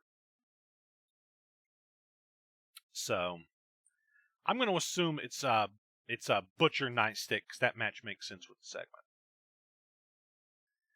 But either way, yes, clarification. Not Butcher versus Nightstick. All right, hell of a match. What's next? Is this it? The OSW Championship match. Voynich defends against Corvus. Is this going to be 5 for 5 on retentions, or is it going to be not? Trying to decide. I think I'll take my second piss right before we get to Pandemonium. So, let's go ahead and see an OSW Championship match. We've got Corvus, who won Level Up at the 1-Up event, facing off with Voynich, who has been on an incredible tear. Get hype. Let's see it go down, people. When Voynich ended the Sandman's nightmarish reign at WrestleGold, he seized the OSW spotlight, leaving Corvus to lurk in the shadows. But that's where he calls home. At 1-Up, the Shadow Walker dispatched 9 men in the Level Up match to earn another shot at the gold. Having played mind games with the champion at Fury, can Corvus redeem his loss, or will Voynich hold on to this find a little longer? We got entrances. We got Foreboding by Adrian Von Ziegler. We got Corvus. He comes out, points his arms to the sky, throws down some smoke bombs. Of course he does. He teleports to the ring, more or less, and is ready to go as Audio Machine's Guardian at the gate signals Voynich's entrance. I know Mate was here earlier. Not sure if Jordan is here or not, but we'll all enjoy this match whether they're here or not. Right? How about that? Look at that. Voynich, what a baby face. He gives his flashlight to a fan in the first row, and he makes his V sign using both of his hands. So that this? Or, I don't know. Jordan looks bad. Let's see. He unfastens the championship belt. The ref goes to take it. Voynich, he holds on to it. Just a moment longer, not breaking eye contact with Corvus. That title has a hold on people. He lets go. The official hoists it in the air. He passes it to the staff, and he calls for the bell. Voynich steps into the middle of the ring with eagle eyes. He is the OSW champion, and that is his ring. Corvus's grave expression yields to a smirk. He's held countless men's lives in the palm of his hand. I don't know what my voice just did there. The title is certainly within his grasp. Naturally, the challenger strikes first with 3 elbows, rapid shots to the side of the head. He pushes the champ to the ropes. The Crow sends him packing across the ring, and he goes for the Corvus kick, but Voynich ducks. He tears into the opposing ropes as Corvus spins round. He goes for Ishtar's Gate, but Corvus avoids the lariat with a Neo-esque dodge. They both back away cautiously, each of them coming to within a cut hair of potential KO loss. They lock horns. Best kept secret disarms the assassin. Arm drag. Kip up from Corvus. He eats a drop kick to the face. It only gets a 2. He knew it wouldn't be a 3, but he forced Corvus to further exert himself. Psychology. Voynich pulls him up and weaves behind him. The Austrian dumps him with a German suplex, bridges it into the pin. 1. Corvus is folded up like an accordion. 2. His whole body presses down on his neck, but the shoulder gets up. The contract killer escapes a 3 count. The champion is dissecting the challenger. Voynich peels him up off the mat. He hurls him into the turnbuckles, shaking the ring on impact. He drums up crowd support, charges in, but Corvus gets his feet up. Voynich staggers back. He checks his mouth for blood or teeth. The Hidden Blade. Ooh. I realized the Hidden Blade was a nickname. I like that one. The Hidden Blade hits a baseball slide to the knee of the champ, bringing him down to all fours. He darts into the ropes, rebounding with the knee to the temple, sliding into a cover. 1. The shot might have knocked Voynich out cold. 2. He's killed men using less, but a kick out. The title stays put for now. Corvus doesn't let up. He stalks the slowly recovering Voynich, who's using the ropes to pull himself up. The Shadow Walker dashes forward with a clothesline. Big back body drop by Voynich to the outside, but Corvus lands on his feet. He sweeps Voynich's legs. The champ with a face full of canvas. Much like death, Corvus waits for no man as he drags Voynich under the ropes to join him at ringside. He looks as though he may have a broken nose. His crimson flows down his mouth and chin onto his chest. Corvus is hardly weak-stomach, though. He was baptized with blood. Who the hell wrote this match? They threw in some real meaty stuff. Crash! He shot puts Voynich into the steel stairs. Of course it was Sam. The bloody champion writhes on the wafer-thin floor mats. At least he needn't worry about a count-out loss. There aren't any. The master of the order, Corvus, shows no mercy, yanking Voynich to his feet. With a crack, Corvus lobs him back first into the guardrail. Voynich cries out in pain as his spine wraps around the cold, hard steel. The hands of his fans clamor to touch him, as though wanting to pull him to safety. But the Crow swoops in. He hooks the bleeding nostrils of Voynich. He leads him away from the crowd. With a smack, Corvus brains him off the steel ring post. Voynich is being beaten between pillar and literal post tonight, as Corvus utilizes their environment to wear him down. The number 1 contender rolls a dazed and confused Voynich into the ring, ensuring that his head protrudes under the bottom rope. Hopping onto the apron, Corvus mounts the nearest top turnbuckle. In the blink of an eye, he turns to face the spectators. He slashes his throat. Corvus drops the guillotine on Voynich with a top rope knee drop. The best-kept secret rolls out of harm's way. He rolled out of the way. With a thud, the assassin strikes the apron. His kneecap must be in pieces.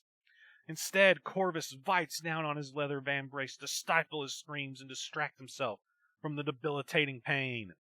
Voynich spits out a mouthful of blood. He's sucking air. He climbs to his feet unsteadily and then goes after Corvus. He drags him inside. He's got him in the front face lock. He props his feet on the middle rope, and he plants him with a rope-hung DDT. Puts him on his back and gets a 1. Gets a 2. No, he doesn't. The Crow hasn't had his last flight yet. With the audience rallying behind him, Voynich heaves the challenger up. Throat thrust by Corvus. Voynich coughs and wheezes as he nurses his windpipe. A palm strike sends him reeling. The lethal weapon looks to deliver the 3rd deadly strike in his patented combo. Jumping elbow. Voynich kicks his leg out. Attempted murder of blows. Corvus scrambles. Voynich hits the ropes headlong. The running lariat, Ishtar's gate. Corvus spins through the air, turned inside out. Voynich hooks that damaged leg. 1. 2. Voynich is going to retain, but no. Corvus hangs on by a wing and a prayer. The archaeologist is frustrated, but he digs deep. He lifts the hitman to his feet. Voynich has got him by the neck, up in the air. Is he going for the monolith brainbuster? Corvus fights him. He drops down. The zigzag, marked for death. The back of Voynich's skull snaps into the mat. Corvus slumps over him. 1. 2. New champion. 2.9. No, Corvus doesn't rob Voynich's grave just yet. The Cloak and Dagger knows he's going to have to sacrifice a little bit more of himself and pay in blood if he wants the gold. Hobbling to his feet, he exits through the ropes and slowly ascends the turnbuckles. Afflicted leg be damned. Pantomiming, to quote the Crow, nevermore, he leaps from his perch. Shooting star press. Nevermore. Voynich springs up. He catches Corvus. Brainbuster out of the shooting star press. That's an awesome-ass spot. Are you kidding me? It was a mid-air monolith. Voynich spikes Corvus on the top of his head. He compressed his vertebrae. This has got to be it. This has got to be over. He drapes an arm across his chest. 1, Corvus can't have anything for this. 2, Voynich successfully... No! Corvus, he got the shoulder up. Barely. He barely stayed in this. What is Voynich gonna have to do? He doesn't believe it. He pulls himself together. He holds up 8 fingers to the crowd. Time to end this. He spits out another mouthful of blood. He pulls up Corvus's carcass off the canvas. Too much alliteration there. He's got a 3/4 face lock. He runs at the corner. He's going for the 8th wonder, the sliced bread number 2, but Corvus breaks free. He avoids the backflip. He sends Voynich into the turnbuckle. Fresh blood cascades down his face. The Corvus kick, the flash kick. Both men are down, plagued by plague. Plagued by plague, plagued by pain. The assassin nurses his aching appendage, his knee, what we're talking about. He had to take the shot. Will it pay off, though? Gritting his teeth, he crawls into the cover. 1, 2, is it enough? 3, Corvus. Corvus has done it. Corvus is the winner, the new OSW champion. He pulls off. He's asking for the belt, but the ref says no. Son of a bitch, a rope break. Voynich got his foot on the ropes. Corvus was so close, this close. He uses the ref to pull himself up, and he stalks his target. Voynich shakes off the cobwebs, rises groggily. Corvus gets on his haunches, great word, poised to strike. He draws the garrote around his throat. Voynich struggles against the rear naked choke. With a broken nose and mouthful of blood, will he tap? He's got to be choking on his own blood. He can't breathe. Spit flies out of his mouth. His face turns purple. Corvus leans into his ear and whispers, as he has to so many men and women over the years, "Shh, let go." Voynich sinks to one knee. The ref demands to know if he submits, but there's no response. Has Voynich blacked out? Is it over? Has Voynich blacked out? The ref raises his hand once and releases it. It falls limp by his side. Voynich, is he out? He checks a second time, and once again it drops. 3 times, and we've got a new champion. Is this it? Is this the 3rd hand dropping? No, it's not. Riding the line of consciousness, Voynich barely catches himself. Voynich is here. He mops his own brow. The ref was ready to call for the bell, but it's not happening now. Corvus tightens it in. He squeezes with everything he's got. Voynich's eyes are bulging out of their sockets, but the crowd is behind him. The people. He's feeding off the energy. He powers to his feet.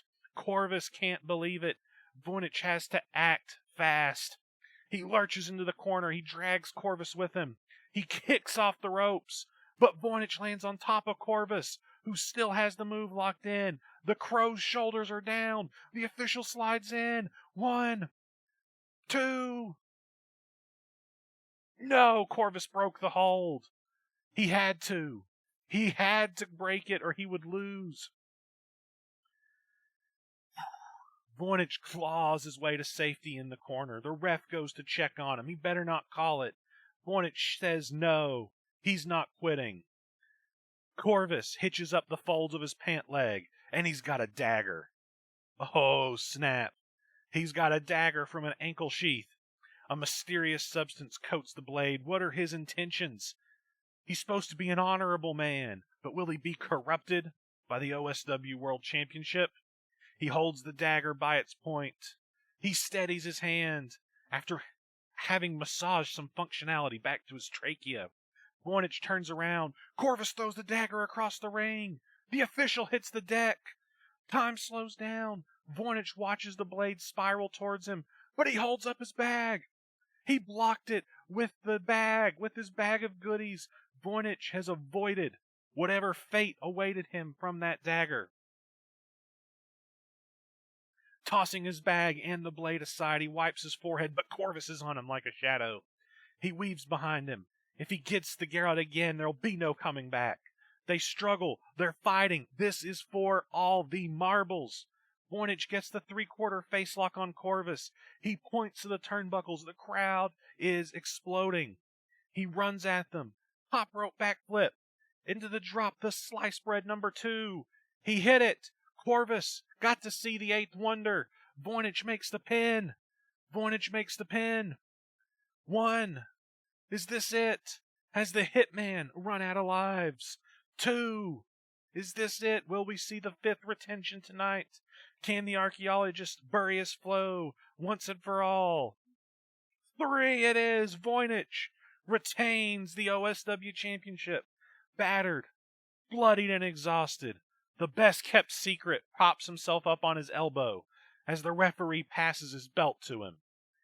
He thanks the fans for their support and soldiers to his feet to celebrate a gutsy defense. Hell of a match. Congratulations. Man, what a hell of a match, man. Great written match, great role plays. Hot damn.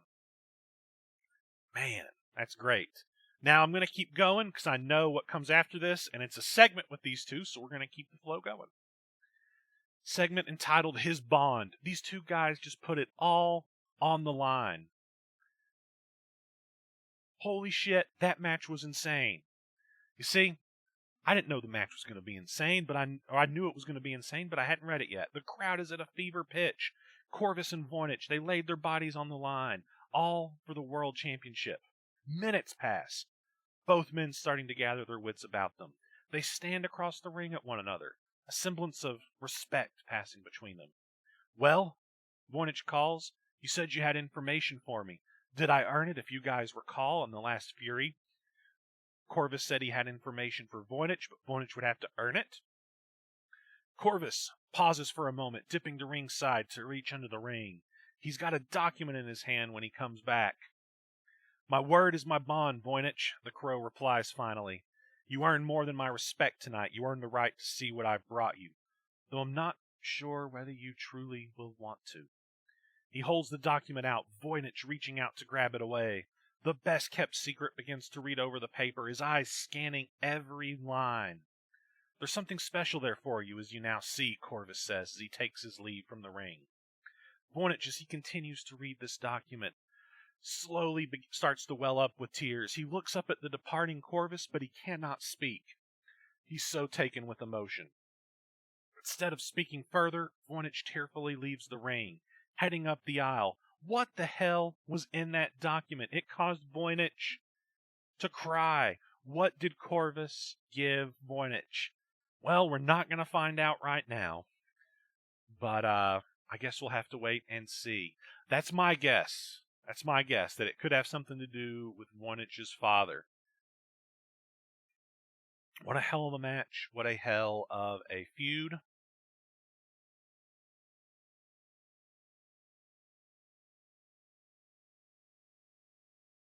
So, guys, here it is. Here it is. We're not ready for Pandemonium yet, or for Lambs to the Slaughter yet. We've got a segment with Banzan.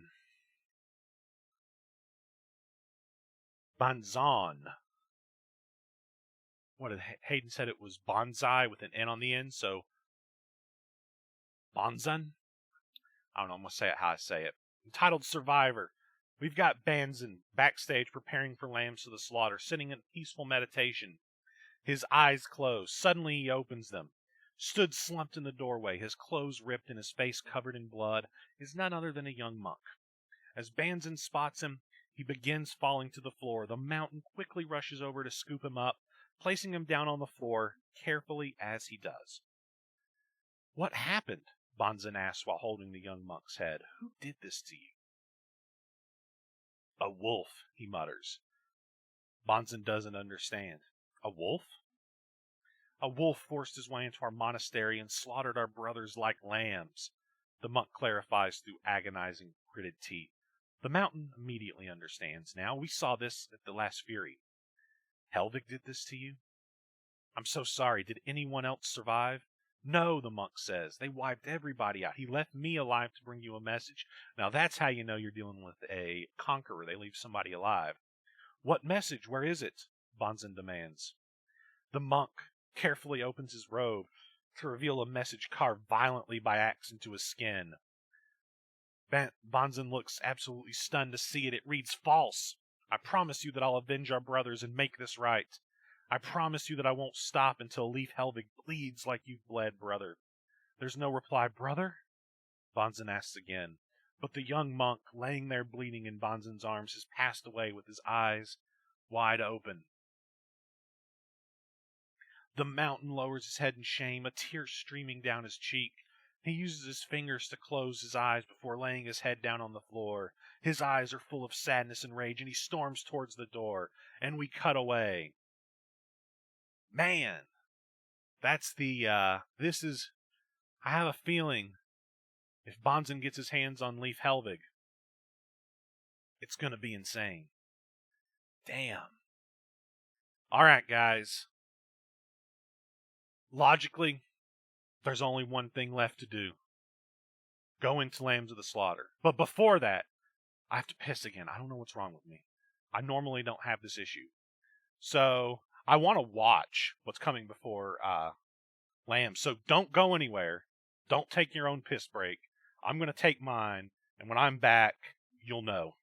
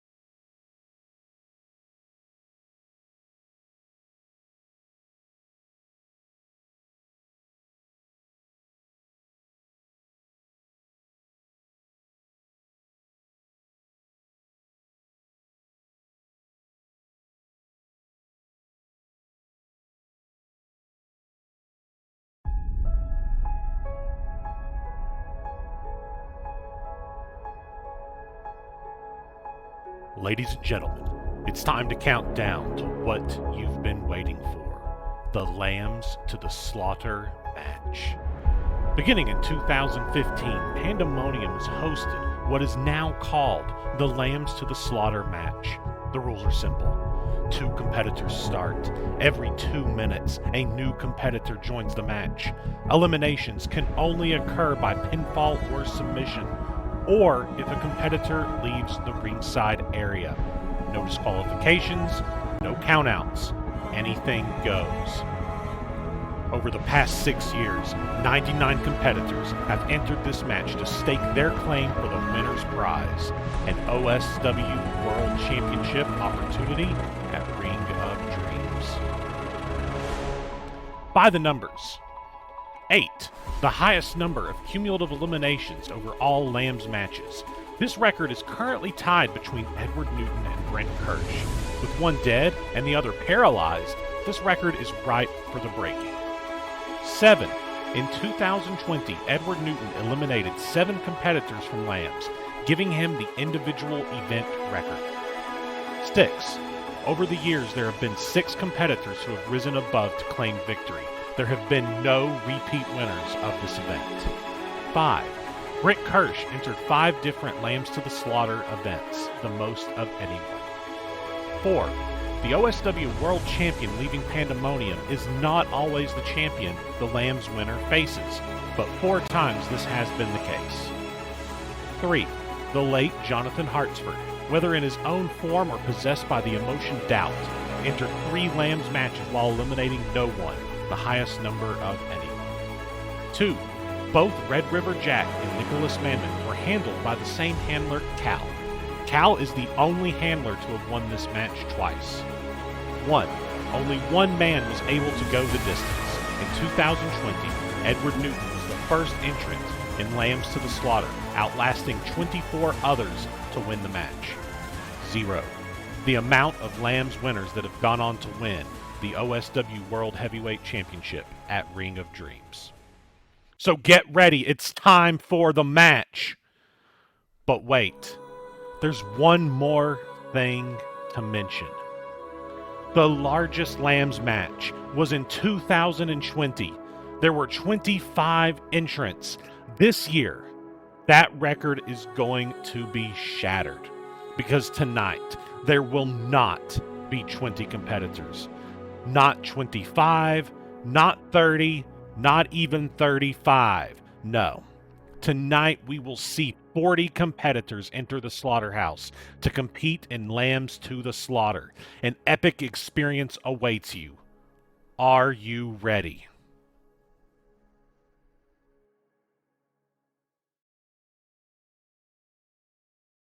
But yeah, boys. Oh shit, I didn't even... Hang on a second. I didn't even refresh this shit.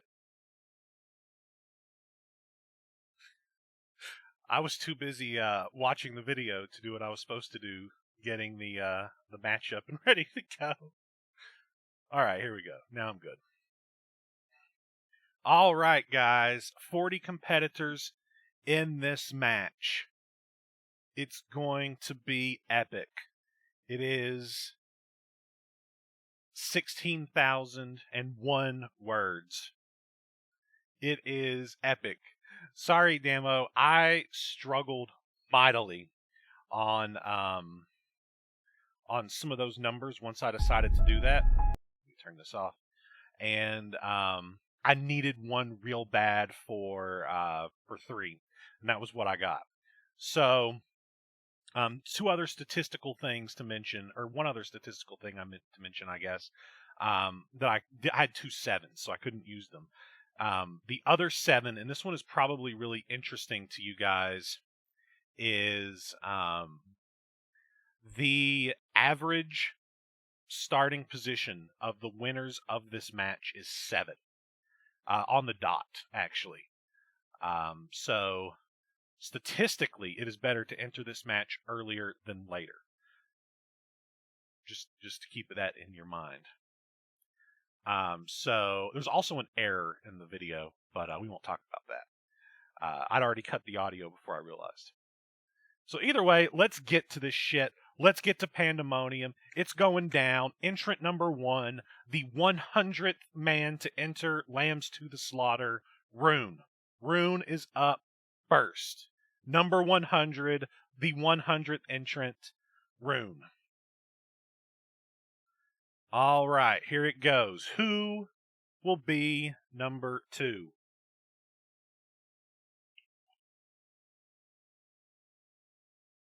Who will be number 2? We've got the entrance from Rune. I'm probably not going to read the entrances, but Illuminati by Korn. Good song. Rune is here. He's ready to go. Conspiracy Theorist. Who will be... Oh! Oh, look at this. He's going to talk first. Rune has got a mic. He's pissed off. He says, what kind of joke is this? It's a conspiracy. Who decided I should start first? Rune is going to go.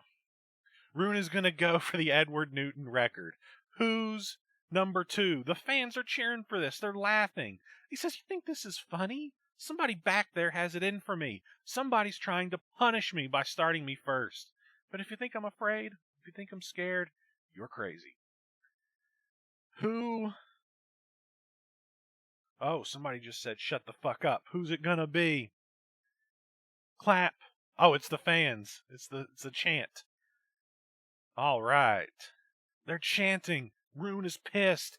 Who is number 2? Who is coming out? Who's coming out? Who's it gonna be? It's gonna be... Oh, fuck no. No! No! No! No! No! Ah! Red River Jack? No, it can't be. It's gotta be false. Do we have any shapeshifters that can't be real? Holy shit. Somebody just spammed the chat. Oh man, I thought Cal was gonna be here, but man, I didn't think it was gonna be Red River Jack. He's gonna be here. He's gonna enter from number 2. He is here to win his second one of these. Hot damn. Oh, that damn song, To Get to You. Red River Jack. Rune's eyes widen. Red River Jack is here. He was in absolute shock. He gets caught with the clothesline. The conspiracy theorist, he feeds right back into Jack. The Spartan kick. Rune is kicked through the ropes and onto the ring apron. Jack heads out there too. The running apron neck breaker, the devourer of worlds, rises back to his feet, his arms spread wide, receiving a standing ovation for his troubles. We haven't seen Red River Jack in an OSW ring since right before the end of Volume 1, when he faced off with David Manson. He picks Rune off the ground, he rolls him back into the ring, but Rune is back up. Rune with an exploder suplex. The truth hurts. He caught him out of nowhere. The crowds boo. Is Red River Jack the babyface here? The fans boo. Rune's back to his feet, into the corner. He demands Jack get back up. The Awakened does. He turns around. He runs towards him. Drop, toe hold, DTH. And he covers. 1, 2, but a kick out. The Glitch is furious. He gets back to his feet. He's pulled Jack up. He's going for the headlock driver. But Jack spins him out. Seeing Red, the bus driver, he nailed it. And the buzzer goes off. Who is number 3? Who's number 3? It's Luke Storm. Luke Storm is number 3. Just as a reminder, in 2017, I won this match from the number 3 entrant position. Luke Storm, Stormbringer. He runs out. Red River Jack, Luke Storm face to face, marking out, nose to nose in the middle of the ring. And they explode right and left hands, back and forth. Jack and Storm powering each other across the ring. Hard shots to the face. Next season, this needs to be a feud if Red River Jack is staying around. Storm takes the upper hand. He pushes Jack into the corner. He whips him across the ring and turns to follow. Drop toe hold again by Storm, or to Storm by Rune. Jack stumbles from the corner and nails him with a clothesline. Storm's back to his feet. He walks into Red. He ducks the clothesline. The code breaker to Red River Jack. The Tempest makes the cover. 1, 2. Rune breaks up the fall. Why did he do that? What an idiot. Even Luke looks perplexed. He's mine, Rune roars. This isn't going to go well for Rune. Storm just lets him have it. Rune covers. 1, 2. Lightning strike to the face. The Tempest nails Rune with a super kick to the head. He breaks up the fall. There we go. The buzzer goes off. Who's number 4? Wait a second. I've got all this shit up here on the side. I need to use it. Hang on. Gotta keep my chat up. I don't need to see my preview. Entrant number 1, Rune, Red River Jack, Luke Storm. Alright, now I'm back up. Now I know what I'm doing.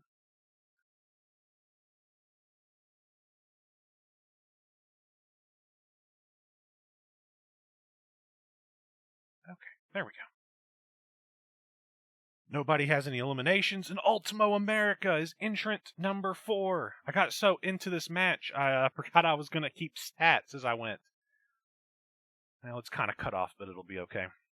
Ultimo America is here. He stumbles from out behind the curtain, born in the USA playing. He is here. He isn't quite sure what to do, but Storm grabs Rune and throws him into Ultimo. Hit to the midsection, DDT. Jack turns around into a right hand by America. Sends him back into Storm, who delivers one of his own. They play Piggy in the middle until the Tempest drops him with a firm and final right. Ultimo gives Storm a high five, but a stunner, the Gale Force. Luke dives into the cover on Ultimo. 1, 2, 3, but no, kick out. Ultimo America. Oh, Mad, what's up, buddy? Welcome with the host. Right on time. Thank you so much for the host, buddy. Really appreciate it. Glad to see you here. We're having some wrestling action. If you don't know, and you probably don't, OSW, anybody coming over with the raid, or the host rather, Old School Wrestling, where a EFED is what it's called. Creative writing. We write wrestling stuff, which probably sounds really weird on the surface, but is actually really awesome. So stick around. Watch our biggest match of the year in terms of participants. 40 people are entering this match. If you know wrestling, you know the Royal Rumble. This is like the Royal Rumble, but better. Matches can end, or not matches. People are only eliminated by pinfall or submission, or by leaving the ringside area. It's not an over-the-top rope battle royal. This is going to be great. It's going to be awesome. Hey, man, it's all good, Mad. Really appreciate you being here. Awesome raid. Thank you so much. You came in right at the opportune moment. Right here in the opportune moment. Ultimo America, who is never kicked out of anything, just kicked out of Luke Storm, former world champion's finish. Oh, man. The Tempest can't even believe it. He's floored. He's stunned as he sits there in surprise. Rune leaps over him with a blockbuster that folds Storm up like an accordion. He gets up, hits the ropes, and a drop kick to the seated Luke Storm. Ultimo America is kicked out, and now Luke Storm's getting his ass whipped by Rune. Ultimo rolls to the outside to recover. Rune is there to meet the getting up Red River Jack as the buzzer goes off. Who's it gonna be? It's gonna be this guy, Kane Nightlord. Well, I don't know who Kane Nightlord is, so it's a surprise entrant. Kane Nightlord, a surprise entrant here tonight. Surprise entrants have won this match before. Kane Nightlord, we don't know who he is. He saunters out, red and black formal wear. He has an unearthly grace. Is this guy a vampire? That'd be cool. Who is this? Rune, Red River Jack, they watch as he enters the ring and they run at him. He ducks the clotheslines. He plants Rune with a headbutt. Jack grabs him. Kane scoops him straight up. Stainbreaker, the blood driver. He covers. 1, 2, kick out by Red River Jack. Kane gets back up. He swings his... Oh, he's got a cape. He's got to be a vampire. As Luke Storm rushes him, spins him out. The Night Raid. A spinning unprettier to the Tempest. Kane Nightlord is clearing house. Ultimo's up to his feet on the outside. He rushes. Kane does. Across the ring. Baseball slide. Thundering America into the barricade with authority. As Night Lord rolls back into the ring, he doesn't see Rune, who awaits him as he rises. The woke lariat, the pendulum lariat to Kane Night Lord. Rune makes the cover. 1, 2, but a kick out. Nobody's getting pinned yet. We're only 5 in. No one has scored an elimination. Ultimo America is going for the choke slam. On the glitch, he goes for it. The hand of Lady Liberty, but Rune with the low blow. He went low. He immediately drops to his knees and follows up with an uppercut that stumbles Ultimo back into the ropes, but the buzzer goes off. Who's number 6?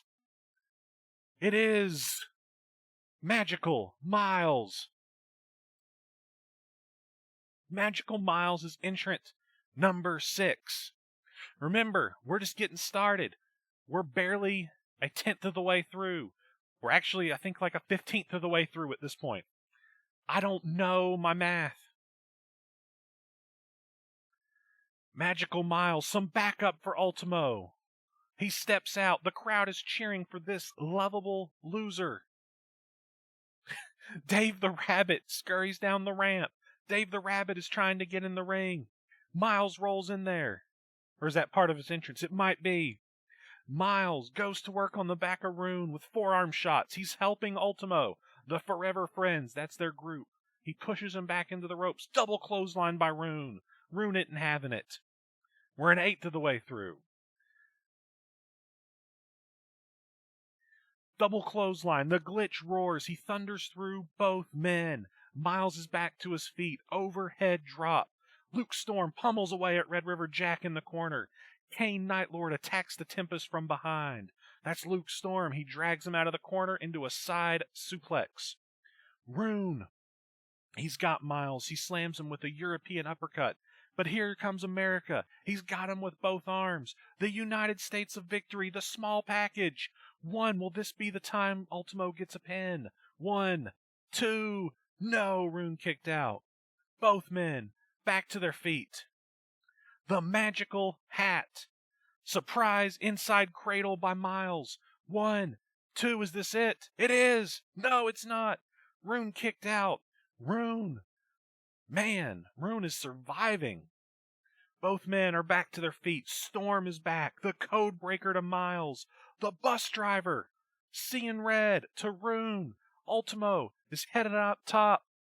It's laying it out. The buzzer's off. Who's number 7? There it is. Chunky Moses is number 7. We should have known. Should have known. It's going down. The Forever Friends. They're all together. He somersaults through the curtain. He's got the cheesiest smile you've ever seen. He's already sweating. Inside the ring, a frog splash. America the Brave to Rune. Ultimo delivers it. Chunky enters the ring. Red River Jack is getting back to his feet, and he roars out, "Chunk!" And he runs him over with a pounce. Period. Chunky turns around to see Luke Storm. Storm swings in with a clothesline, but Chunk ducks under. Drop kick by Ultimo America. The Forever Friends have got some rhythm going. But Kane Night Lord is there. To break it up with a double forearm to the back of Chunky. But he turns around and grabs him by the throat, choking him. Low blow by Night Lord. Kane lamps him with a headbutt. But here's Magical Miles. Strawberry Basket, a low blow of his own to Kane Night Lord. A knee to the face is a follow-up. The Forever Friends are working together. Ultimo grabs Kane by the head, drags him to the corner. He slams him inside, sits him up on the turnbuckle, and prompts his friends to follow. Wait a second. What are they planning? Ultimo Dragon stands on the top rope with Kane Night Lord. Magical Miles, Chunky Moses standing beneath him. The powerbomb superplex. Boom! Into the canvas. Miles and Chunky rush to help Ultimo up. He's smiling. What a moment. These guys are laying it down. The Forever Friends, and the buzzer goes off. Who's next? Of course, it's Zombie Sherman Dewey. resurrected early tonight by Leah Lincoln. Sherman Dewey is here. The zombie is here. How is he going to react with his friends? Look at that damn Punisher shirt. No music, no fanfare, no entrance. Sherman Dewey is enraged. The forever friends walk in shock and horror. Sherman enters the ring and he stares back and he says, "You did this to me. You turned me into this?" He suddenly runs across the ring. He nails Miles with a thunderous clothesline. Ultimo tries to escape, but Sherman pulls him back, slamming him with a back body drop. Chunk doesn't know what to do, so he just runs at him. Spear by Dewey. Dewey has unrivaled power here. The nerd pounds away at Chunky till Ultimo and Miles get enough courage and energy to drag him away. He's kicking and screaming as they do, being tossed aside. The Forever Friends are back to their feet, circling and surrounding their former best friend. "We're sorry," Ultimo says. "We love you, you know we do." Sherman is enraged. "I'm going to kill you all," he growls back. Oh man, and the buzzer goes off. Who's next?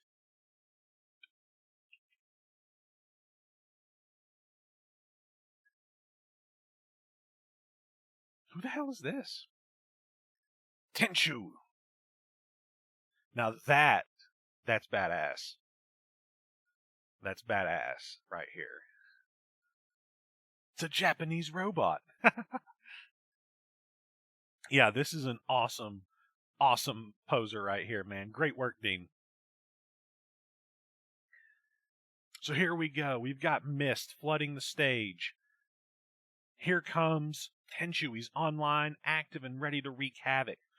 What the fuck is this? The Forever Friends, they have to turn their attention to this machine. They back up. Dewey runs through. Or Dewey, though, runs at Ultimo, tackling him through the ring ropes to the outside.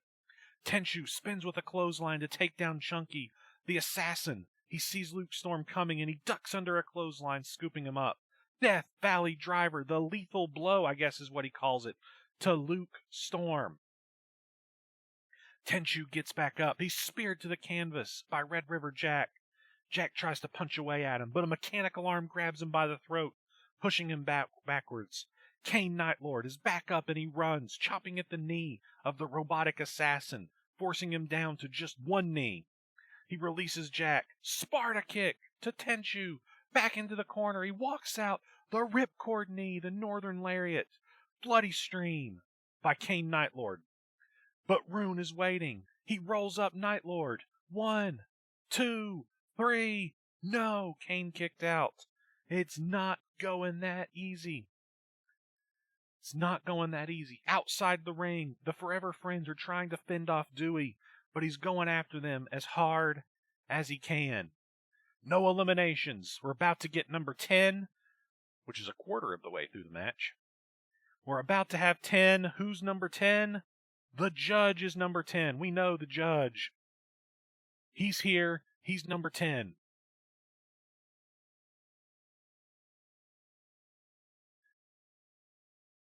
Through his portal, he arrives. He's got his axe. Rune goes right after the Judge. He clotheslines him over the top rope. It hangs Rune up awkwardly, slamming him into the... Well, no, I guess it hangs the Judge up, slamming him into the ring apron. Luke Storm nails Rune with a snap suplex. He sees the trouble outside the ring. He goes up to the top turnbuckle. The Forever Friends turn around. Crossbody from the top rope to all 4 Forever Friends. Luke Storm took them all out. The 5 of them are recovering on the concrete outside the ring, and Tenshu is back up. He kicks the gut of Red River Jack. Odawara Sent. A spinning, inverted, double underhook facebuster. That's a mouthful. He covers. Can he eliminate the former champion? The former Lambs winner. 1, 2, 3, but the kick out. Jack kicked out. The assassin is back up, utterly emotionless. Of course he is a robot. He tilts his head, but here comes the Judge. He lamps him with a big boot, sending him tumbling over the top rope to the outside. Kane Night Lord, rises up, knocking him back down with a clothesline for good measure. But who he really wants is Rune. The buzzer hits. The buzzer hits. We're gonna have 11. Who's it gonna be? It's gonna be the Reaper. The Reaper is number 11. By the way, I didn't mention this before we get to Reaper, but Chunky Moses entered at number 7, which, as I said, was the average position of the winners of the match. So, Chunky Moses for the win.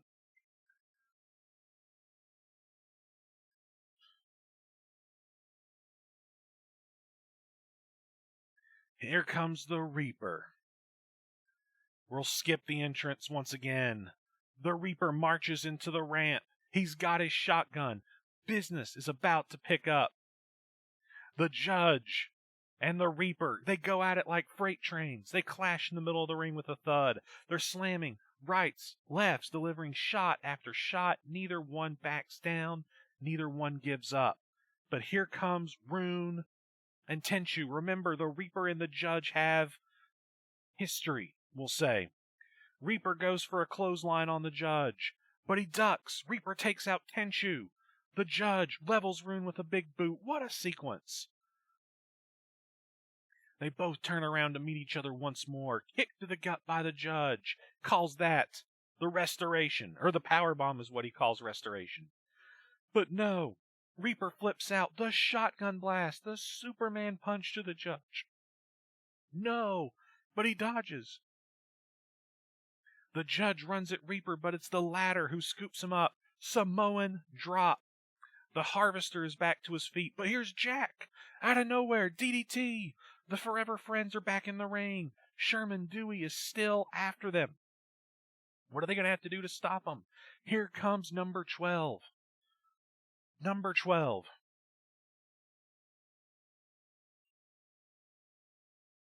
Who is number 12? Leah Lincoln. I have a feeling that we're going to see a little bit of an addendum here with Sherman and the Forever Friends. Here comes Leah. She slides under the bottom rope once she gets there. She laughs at the Forever Friends. They can't believe it. They've been duped, and they know it. Sherman goes to stand beside her. He's chosen his allegiance to Leah Lincoln. She's the one who brought you back, Miles claims angrily. Dewey just grimaces, but Leah says, they're never angry with me. I'm not their connection to this world. You are. Whew, stone cold bitch. Leah Lincoln. The Forever Friends run towards them both. It's 3-on-2, but it doesn't matter. Ultimo and Miles take Sherman into the corner, fighting with him. Leah's tussling with Chunky, runs him into the corner with a tornado DDT. The Swamp Witch gets back to her feet just in time to see Dewey toss Miles to the outside and then headbutt Ultimo. She whistles, watching as Sherman whips Ultimo towards her, drowning in fire. They get Yakuza kick to the back of the head. Jesus. She covers. 1. Will this be the first elimination? 2. 3. No, Chunky broke up the near fall. Just barely, but he did. Leah's up angrily. She stomps away at the head of Chunky. She kicks him as hard as she can, and the buzzer goes off. Number 13, unlucky number 13, is going to be Corvus, the man who came so close to winning the OSW Championship earlier tonight, has to be a favorite for this match if he's in the state of being able to compete. But it's Corvus, he's gonna be. Corvus is stood in the center of the ring. Leah runs at him. He ducks under the clothesline. He slams her into Sherman Dewey. Reaper's dumped over the top. The Judge gets run over the top rope by The Judge runs Corvus over the top rope, and they both go barreling to the outside.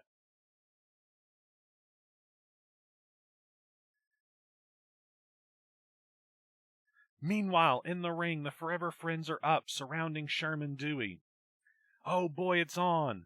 I haven't got to number 15, so I think Dawson's just speculating. Dawson is just speculating. We're only on number 13. Now, if Helvig is 15, I'm going to wonder if Dawson's got the spoilers in front of him. Rage Quitter by Chunky, the double elbow attack. It caught Dewey flush. Ultimo nails the hand of Lady Liberty. The choke slam. He hit it. He hit the choke slam. Finally, Sherman's on the canvas with a thud. Miles with the cover. Ultimo with the cover. Chunky with the cover. It's a pile-on. 1, 2, 3. Yes, the Forever Friends have eliminated the zombified Sherman Dewey. Well, I don't know how to log that one. Who was the first one on? It was Miles. He's getting the credit for the elimination. Magical Miles. Or I'm sorry, Sherman Dewey was the first elimination. He has been eliminated by the Forever Friends. They barely have time to get to their feet. Leah Lincoln with a clothesline to Miles. Zigzag to Leah Lincoln. My spreadsheet's not set up for that demo. The Shadow Walker, Corvus, is here. He nailed Leah Lincoln with the zigzag. The buzzer goes off. Who's number 14? Who's number 14? Who's it going to be? Oh, boys. It's Zero. It is Zero. Business is about to pick up. Zero is, without a doubt, a possible winner of this match. As a matter of fact, the handler of Zero won this match 1 year ago. So Zero is here. Blood Money Inc. represent. Zero is looking confident. Of course he is. He goes after Corvus immediately. Goes after the guy who just challenged for the title. He hits the firewall, the bionic clothesline. He goes after Tenchu, but Tenchu grabs his metal hand, and he overpowers him. Zero kicks him in the gut. Punk City Killer, the stunner. Luke Storm is waiting. They both have stunners. Are we going to get to see dueling stunners? Stunner of his own, Gale Force. No, Zero pushed out. He smirks at Storm. They come together in the middle of the ring, but they're attacked at the same time. It's Rune and Jack working together. You know, I could see Rune being an acolyte of Red River Jack. Double clotheslines push both men head first into one another, and that gives their opponents ample opportunity to strike further. Rune cradles Zero. 1, 2, but a kick out. Jack with the bus driver. He's seeing red. No, Storm spins away. The lightning strike right in the kisser. The Tempest is one of 13 people still in this match, and we're not even halfway there. Rune is the next to rush him, but he sees him comfortably over the top rope and onto the ring apron. Drowning in fire. The Yakuza kick to Rune. She was aiming for Storm, but he ducked. That's Leah Lincoln. And the buzzer goes off once again. Who's number 15? Is it Leif Helvig? No, it's Sweet Alice. Sweet Alice is number 15 in this match. Here she comes. Sweet Alice.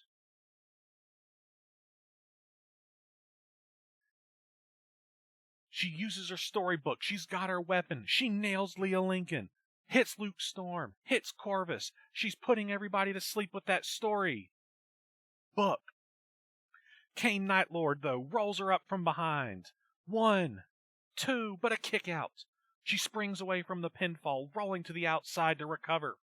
Ultimo, Miles, and Chunky have all piled on Leah.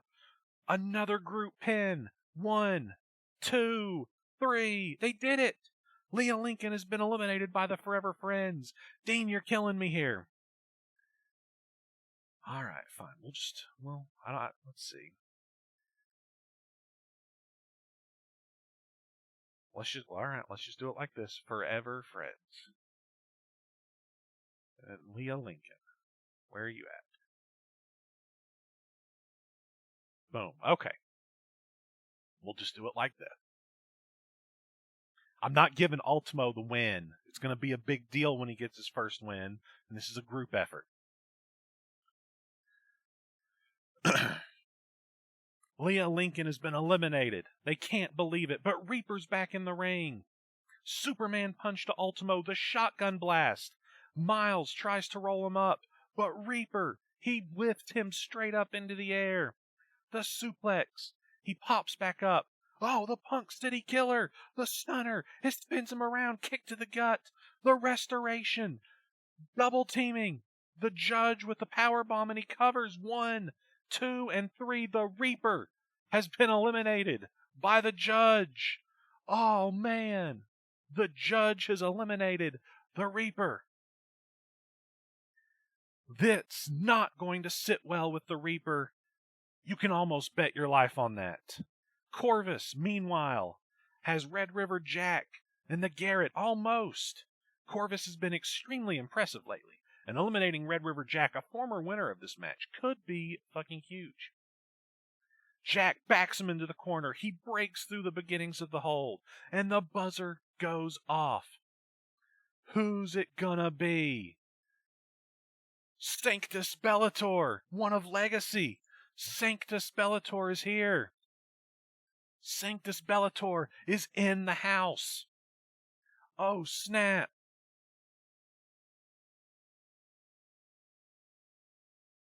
Here he comes. The man who pays homage to the legacy of Lux Bellator. He's here. He runs down. He makes Yahweh's sign, the Catholic cross across his chest. He comes into the ring, but he gets nailed by Rune immediately. Sanctus flips into the ring and gets smashed in the face with a clothesline from Rune. Rune is doing well here. Zero has been constructing towers outside of the ring. Oh, snap. He's got a 4-table tower on one side of the ring, and on the other, 2 towers sit across the barricade. Somebody's going through that. Back in the ring, Sanctus Bellator is fighting with Rune, having gotten back to his feet. He slams him into the corner, and when he stumbles out, catches him. Impertio, the Spanish Fly. He covers Rune. 1, 2, 3. No, Rune kicked out. And here's Kane Nightlord. He drags Sanctus away and tosses him over the top rope. He smiles sinisterly, turning around to Corvus. The rear naked choke, the Garrett. Kane struggles. He needs to break free, but he taps. Kane Nightlord is tapped out. He's out. Corvus with an elimination. Huge elimination from Corvus. Kane Nightlord has been eliminated. Notch that one up for the Crow. We're 11 people still in the match. We're not even close to the end. These guys and... Nope, just guys. Nope, Sweet Alice. Guys and girl have got a long way to go. Corvus tosses away Nightlord, but Tenshu is there. Thunderous clothesline. There's no rest for the wicked in this one. And the buzzer goes off. Who's it gonna be at number 17? It's gonna be Two-Face. Two-Face is in at number 17. Here he comes. Two-Face grabs immediately in the ring. He catches Miles with a right hand. Throws one at Ultimo. DDT to Chunky. Red River Jack. He's exhausted.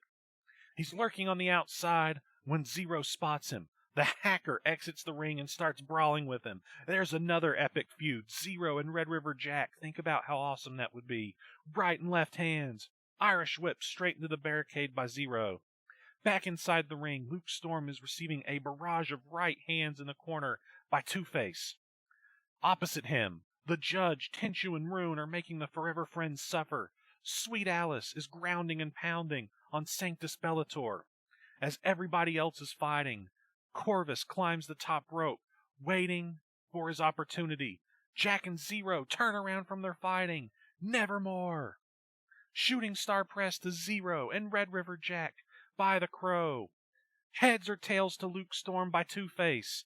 Sanctus has managed to kick Alice off. He heads up to the top rope, and we get another buzz. Who's number 18? Oh, business. Business is picking up, boys. Leif Helvig is here. Leif Helvig is here, and I have a feeling he's about to clean house. There are 14 people in the ring, still in this match, it looks like. And here comes Leif Helvig. Here it comes.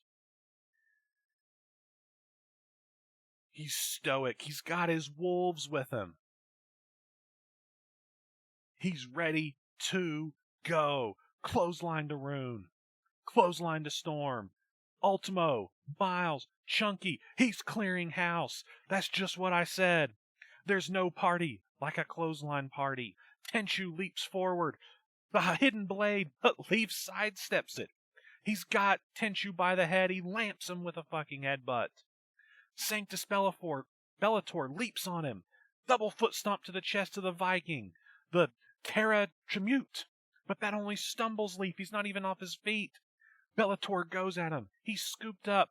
Valkyrie Kalar. The fall-away slam. He tosses him all the way out to the outside of the ring. Sweet Alice leaps on the Viking's back. She's trying to choke him, but he just grabs her, pulls her down, headbutt. 3 of them. She busted Alice wide open. 4 of them. 5.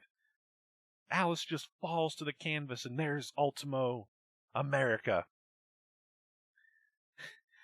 Ultimo tries the choke slam, but Helvig slams his arm down across it, breaking the hold. Kick to the gut. Right hand, the buzzer. Who's number 19?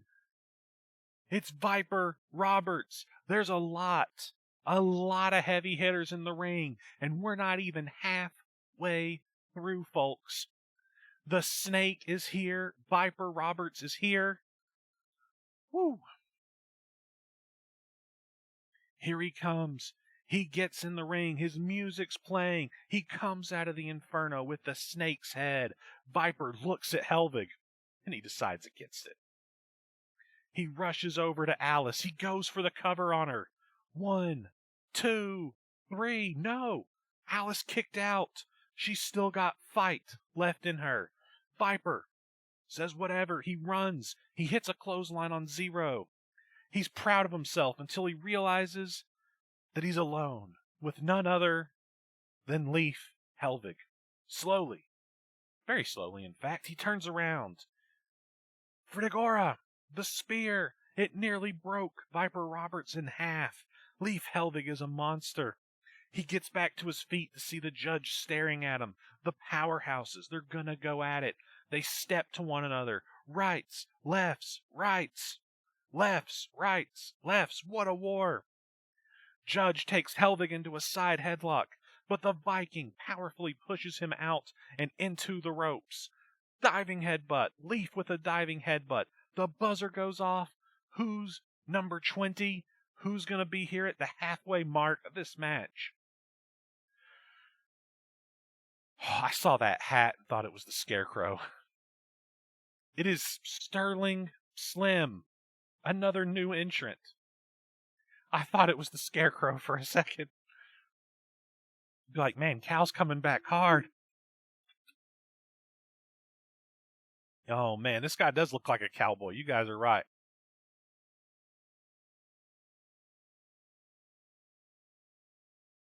Here he comes. Sterling, the Black Gold Bronco. That is an amazing name. The Black Gold Bronco. He's an oil tycoon. Oh, man, I love this. He tips his cowboy hat. He's for an elderly man. He's in great shape. I love this. Sterling offers Helvig a hand high up in the air. They stare at each other for a moment. What a gentleman. Leaf shrugs and accepts, grabbing the hand. Headbutt to the jaw. Slim tries to reel backwards, but Helvig keeps hold of his hand. He pulls him in. He throws him overhead. Can anybody stop this monster? But as he gets up, he's surrounded. Oh, Rune, Zero, Red River Jack, Luke Storm, Corvus, and Viper Roberts. Now that's a lineup. They're surrounding the Viking. They all rush him at the same time. He tries to defend, but the mob mentality starts taking effect as they pile him into the corner. Rune runs first. He rushes across the ring. Corner splash, but a right hook knocks him out of the air. Red River Jack, boot to the gut, clubbing forearm. Storm, Corvus, and Viper go together. Corvus hops over the top rope to grab him from behind, and the buzzer goes off. The buzzer goes off. Who's number 21?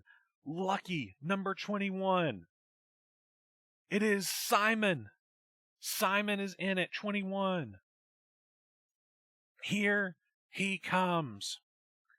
Simon says he's coming down to the ring. He goes to help Storm, Corvus, and Viper. They're trying to restrain the Viking.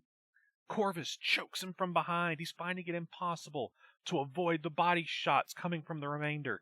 Corvus finally lets him go, pushing him out as the other three back away. The lightning strike super kick by Storm. Helvig stumbles. The snake bite. The wraparound neck breaker by Roberts. Simon demands they get out of the way. He's at the feet of the monster. Figure 4 leg lock. The checkmate. The Viking is surely going to tap. Only he's not even screaming. He's not even yelling or even reacting. What a monster. He looks up at Simon, who wrenches as hard as he can, and there's finally a look of pain on the face of the Viking. But he reaches forward. Double foot stomp from Sanctus Bellator. The Terra Tremute from the top rope to the head of Leif Helvig. It's knocked him out. Simon lets go angrily. Someone needs to cover Leif, but he's rolling to the outside. Simon and Sanctus are fighting. The gambit, the spinning back fist, the downpour, the code breaker to Simon. It's all falling apart. The alliance didn't last. And here comes number 22. Chris can finally be happy. It's Red Wing in at number 22. Here comes Red Wing. The Hall of Justice. He's there. From his grappling hook, there's 18 people in this match. Can you believe that? Red Wing gets attacked by Sweet Alice and the Judge, who team up together. Zero and Tenchu are back in the fight, exchanging metal punches. Zero pushes him into the ropes. He ducks a clothesline from Tenchu. The bionic arm choke. He's choking Tenchu. He's a robot. That's not going to do anything. Stood out powerbomb. Choke into the powerbomb. The blue screen of death. Kill it with fire. Zero has killed Tenchu with fire. A kill it with fire. 1, 2, and 3. It's academic. Tenchu is out. Eliminated by Zero.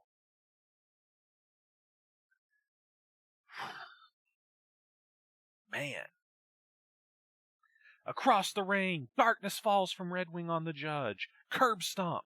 Alice grabs him from behind. He pushes her forward. Stunner. Gale Force by Luke Storm on Alice.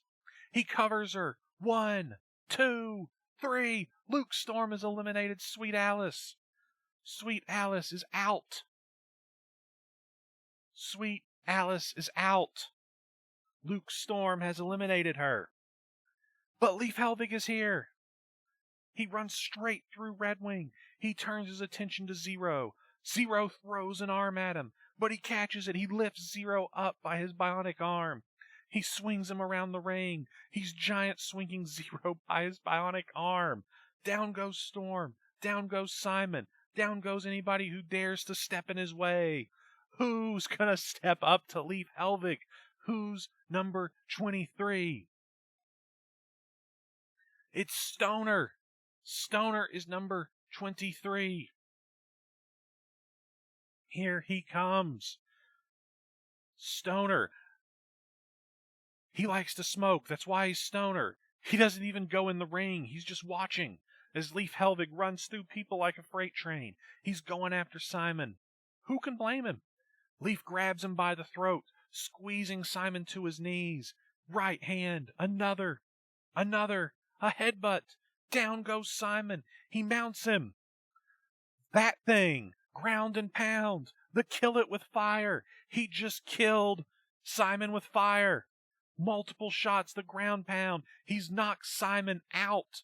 Helvig makes the cover. 1, 2, 3. Man. People are pulling it all out today. They are going for the kill it with fires. They're making it happen, people. Stoner gets in the ring as Helvig gets back to his feet. He rolls him up. 1, 2, 3, no. No, Helvig kicked out. And now he's pissed off. Red Wing notices him bent over. Darkness falls, the curb stomp on Leif Helvig. But no, Leif Helvig propels Red Wing up in the air. That's amazing. The Cape Crusader comes down. Uppercut. Jesus. Stoner rushes in. The high velocity spear, the Fragora. Stoner's nearly broken in half. He covers Red Wing. 1, 2, 3. Red Wing has been eliminated by Leif Helvig. I have a feeling eliminated by Leif Helvig is going to be something that I say several times. Give everybody a second to say what they're going to say in the chat.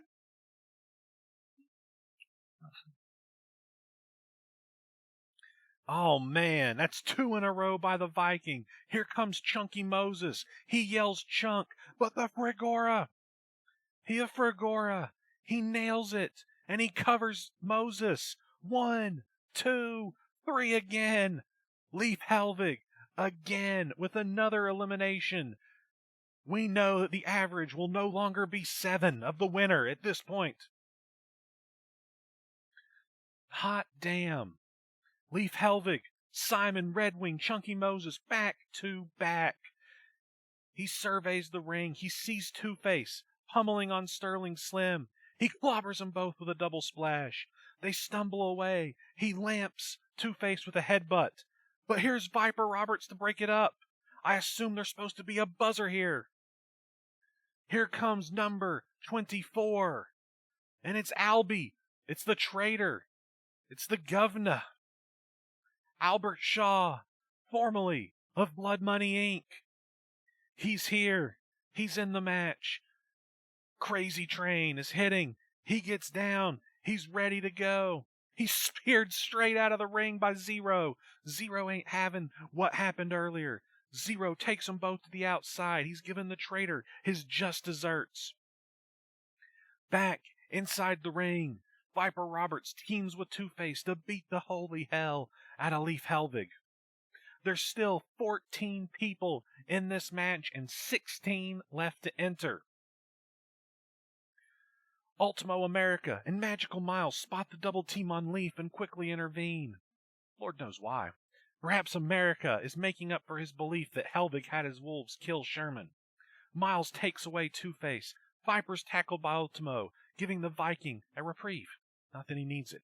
Two-Face backs Miles up into the corner, shoulder barging him into oblivion, furious that he dare get involved in their fight.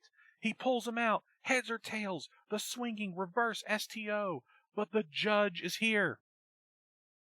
The judge from behind with a forearm shot to Two-Face. He lifts him up. What's he doing? He's got this Two-Face set on his shoulders. He climbs the turnbuckle. Backwards. 1 rope, 2. He's not going to the top. Yeah, he is. Two-Face is panicked in the electric chair drop position. The top rope electric chair dropped by the judge, and he landed straight across Miles with a senton-style splash on impact. And here comes number 25. It is Darby Sorrow. Darby Sorrow is number 25. We're cooking. Another huge name. Here he comes. He's through the ropes.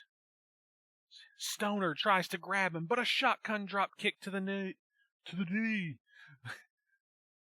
Stoner with the shotgun drop kick to the knee of Sorrow. Helvig is back in the fight, clothesline to Stoner. He turns around to see Two-Face getting back to his feet. There's the Fragora, the spear. He covers. 1, 2, 3. Two-Face is out. Eliminated by Leif Helvig who was up to 3. Oh, I didn't finish typing it in. Who was up to 4 eliminations. 4 eliminations for Leaf. He's laying it down. In a row, Simon, Red Wing, Chunky, and Two-Face. Has it ever been done? I don't know. Stoner rolls to the outside. He's getting a steel chair. Steel chair to Helvig. 3, 4, 5, 6, 7. Are you kidding me? He finally takes down Helvig. 7 or 8 chair shots. He's going to eliminate him. But a kick to the gut. The snake bite. Where did Viper Roberts come from? He covers Stoner after the wraparound neck breaker. 1, 2, 3. Stoner is out. Viper Roberts has eliminated Stoner. Whoa! Stoner is out. He put the Viking down. But here comes number 26. Who's it gonna be? It's gonna be Cody. Who's here? Probably gonna go for Albert. Here he comes. 9 Inch Nails is playing. Here comes Cody. He runs out. And here he goes to get involved in the Albion Zero brawl on the outside. They both grab Shaw. They're gonna double team him. They nail him with an Irish whip into the steel ring steps. Cody's got a steel chair. There's gonna be a modicum of vengeance here tonight. As Shaw's slumped against, Cody throws the chair at him. Running drop kick into the steel chair, Shaw, and the ring steps. They're supposed to be the tag team champions. Zero quickly pulls the governor up. He slams him hard into the barricade. He says something to Cody, who suddenly goes back under the ring. He comes back with a ladder and places it across the barricade and the ring. What are they planning? The hacker picks Shaw up. He places him across the ladder. He nails him with the heart right hand. As Cody climbs the turnbuckles, he's not going to do it. Zero's got him by the throat. Human highlight reel. The Phoenix Splash through Albert Shaw and the ladder. Cody has decimated his tag team partner, decimated the betrayer, and the buzzer hits once again. Here comes Monty Straight. The straight shooter is entering the match. Will he try to make a deal? Will the show that never ends conquer Lambs to the slaughter? He goes straight after the judge. He takes him down. They've also got history. There's 16 people in this match right now. It's unbelievable. Straight goes right after Sterling Slim. He whips him into the ropes. Slim comes barreling back, ducking underneath a clothesline. He bounces off the other ropes. Clothesline to Straight. No. Monty ducks. Slim runs through Rune instead. He turns back around to have his legs taken out from beneath him. The straight shooting, the sharpshooter on Sterling Slim, right in the middle of the ring, and Sterling Slim taps out. Monty Straight with the elimination. Nice. Straight releases the hold, but there's the judge.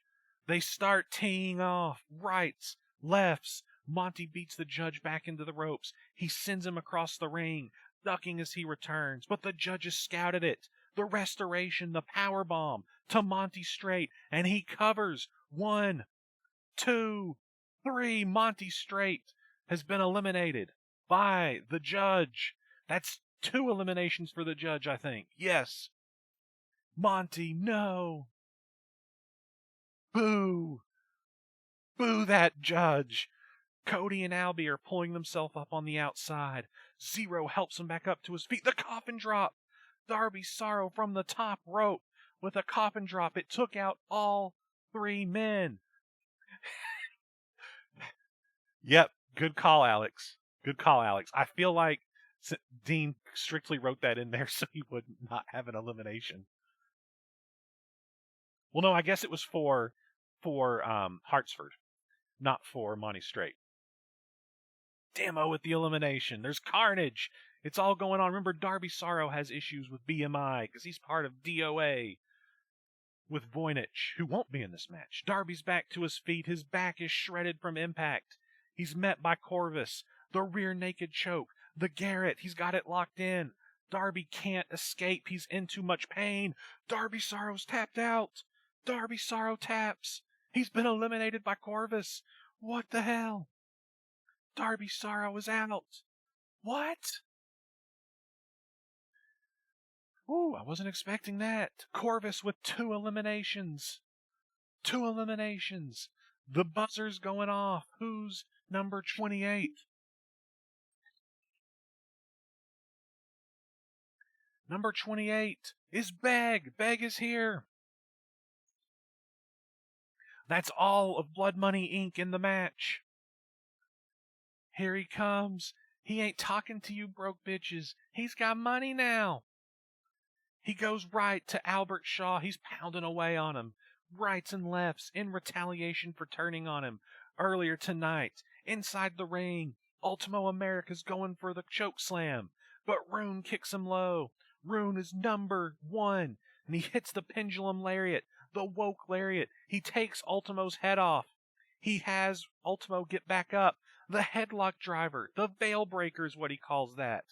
He covers 1, 2, 3. Ultimo America has been eliminated by Rune. The number 1 person is still in the match. All the first 3 are still in the match. Yes, Magical Miles is still in it for the Forever Friends. Once we get to 30, I'll do a recap.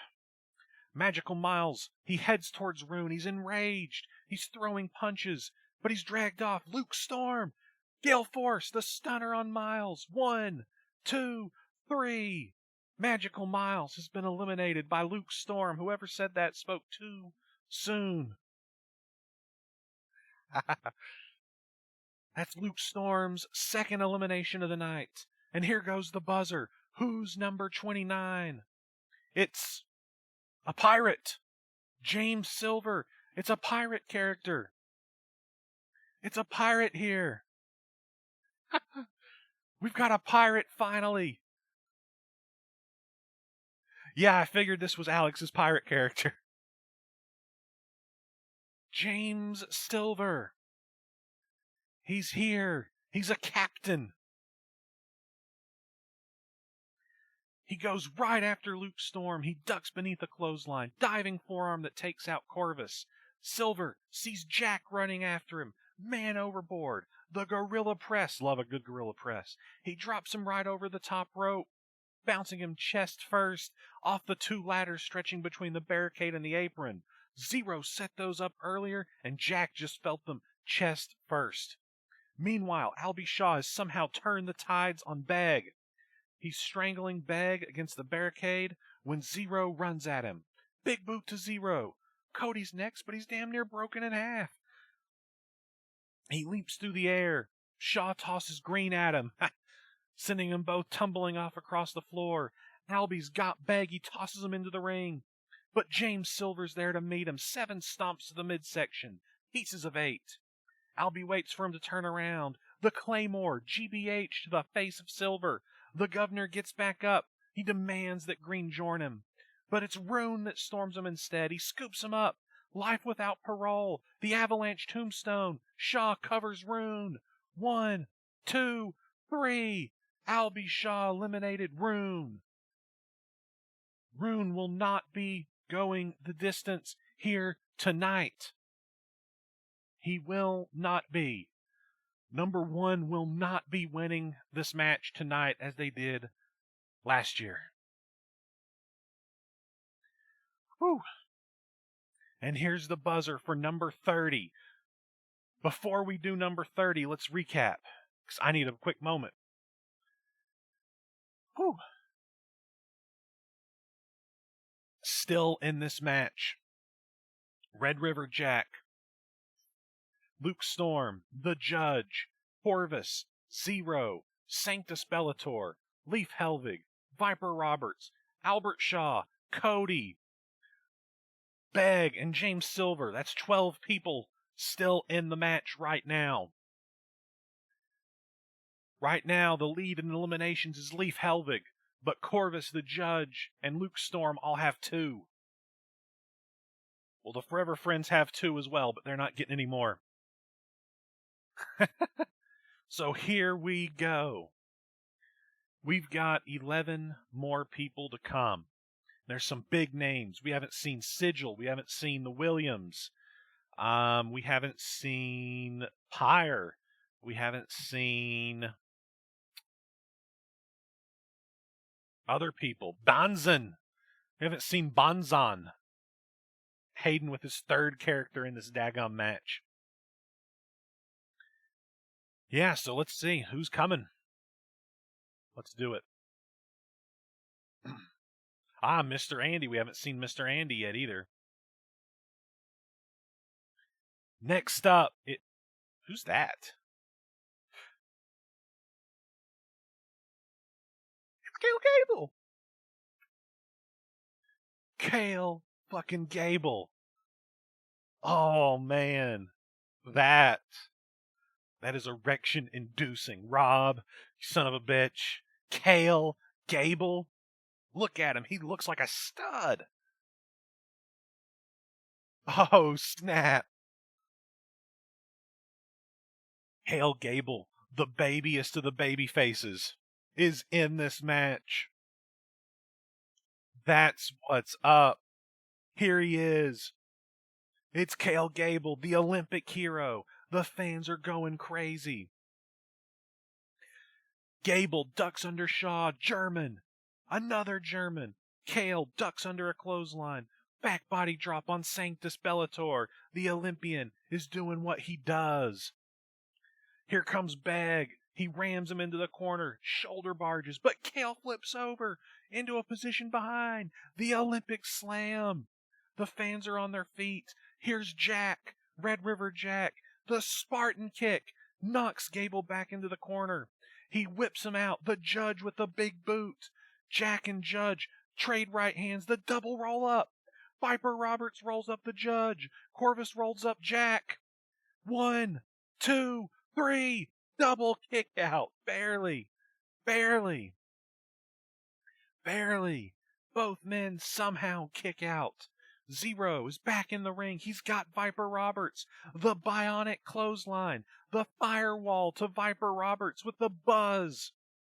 Who's next? It's the Dark Lord, or Death Note, not Dark Lord. It's Death Note. Death Note is number 31. Are we going to get the pinfall? No. Death Note runs in. He gets in the ring. He goes at Zero with a crossbody. He takes him down. He rolls straight back to his feet. He catches the Judge. GTS, gather thy soul. Cale Gable with a wild clothesline. Death Note ducks. The Dying Wish. The Burning Hammer to Cale Gable. The author of death is cleaning house. Zero's back to his feet. He demands Note comes run at him, and when he does, he sends him over that top rope. But Death Note lands on the dual ladders. The Hacker grimaces.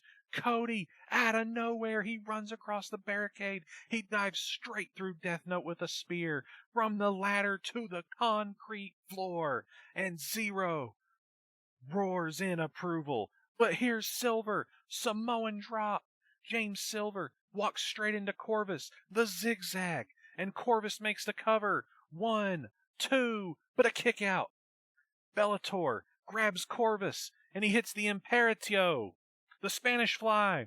Bellator covers. 1, 2, 3, no. Corvus kicked out.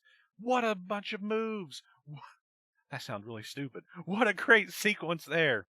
Buzzer for number 32. Business is picking up. Who's number 32? Oh, it's the Sandman. Here comes the Sandman, who I forgot. I forgot the Sandman, the man I said was the favorite yesterday. Oh, here comes the Sandman to lay it down. What do you bet he goes right for Luke Storm? Here it comes by Metallica, the Dream Demon. He's in the ring. Boom, the choke slam to Sanctus Bellator.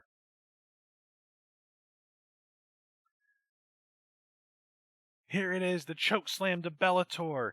Death Note. He has no idea what he's just rolled into the ring for. 40 winks, the eye gouge. Death is screaming. The Sandman spins him. Deep sleep, the end of days. He covers. Death Note. 1, 2, 3. The Sandman has eliminated Death Note immediately. An impact immediately from the Sandman. He spins on a dime. Here comes Beg. Green grabs him by the arm. He's going for the stock market crash. But the Sandman pulls him in. The deep sleep. End of days to Beg. He pulls him back up. But no! Luke Storm with the backstabber. That's the fight we want. Hell yeah, it is. Unless Luke gets eliminated. Luke mounts him with rage, slamming fists into his head as Green stumbles away. Berkshire wants more. He tries to pull Storm away. Storm with a lightning strike. Beg spins. Jack with the seeing red. He nailed him, but the buzzer's going off. And here comes Lee Crowley, who Dawson said wasn't in this match.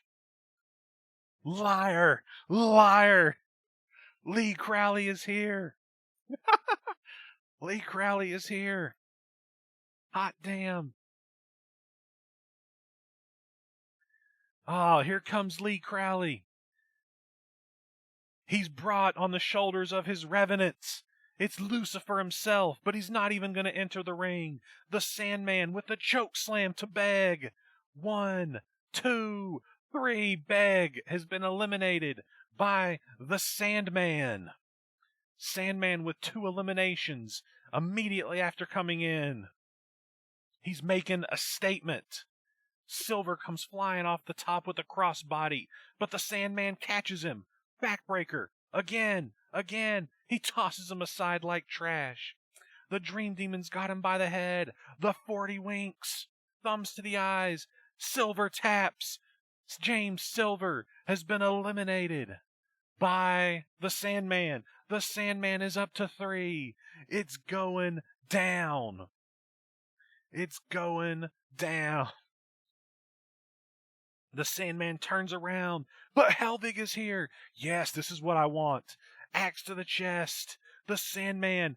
He actually hit him with the damn axe.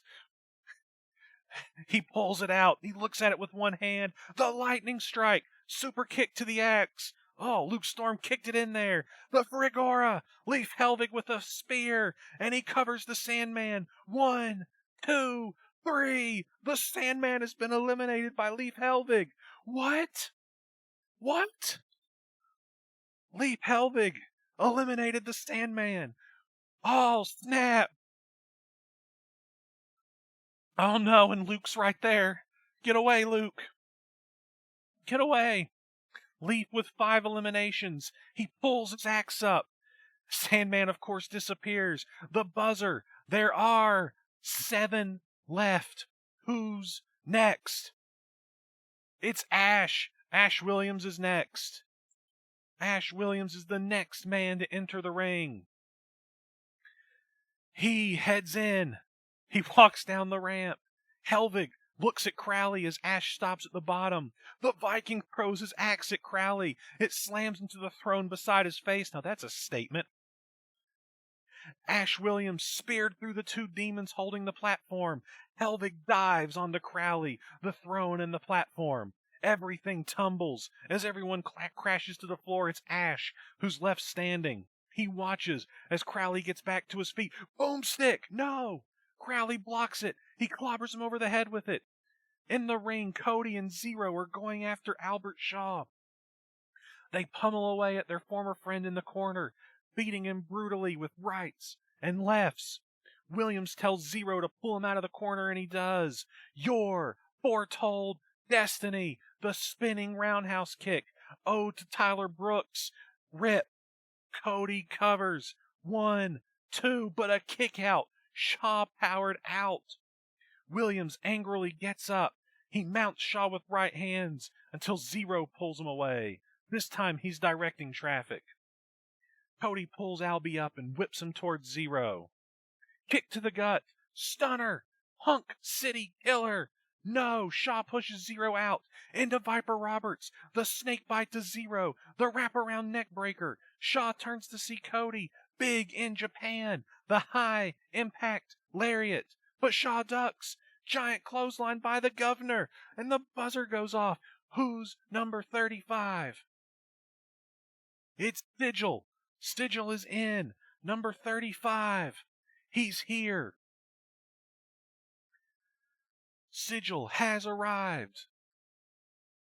He's rocked over the top rope instantly with a clothesline by Albert Shaw. Crowley tosses Ash into the ring. He turns around to see Luke Storm waiting for him with a smirk. They go toe-to-toe. Storm, Williams, rights and lefts. Ash sends Storm back into the corner. He backs up, but Sanctus Bellator with a drop kick. Across the ring, Viper Roberts has one table set up in the corner vertically and a second right next to it. What's he got in mind? Helvig has just finished pummeling the living shit out of Cale Gable and turns around to meet him.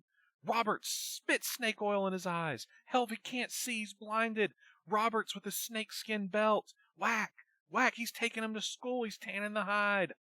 The Viking stumbles away, he dives to the outside. Ash into the air, boomstick to Viper Roberts.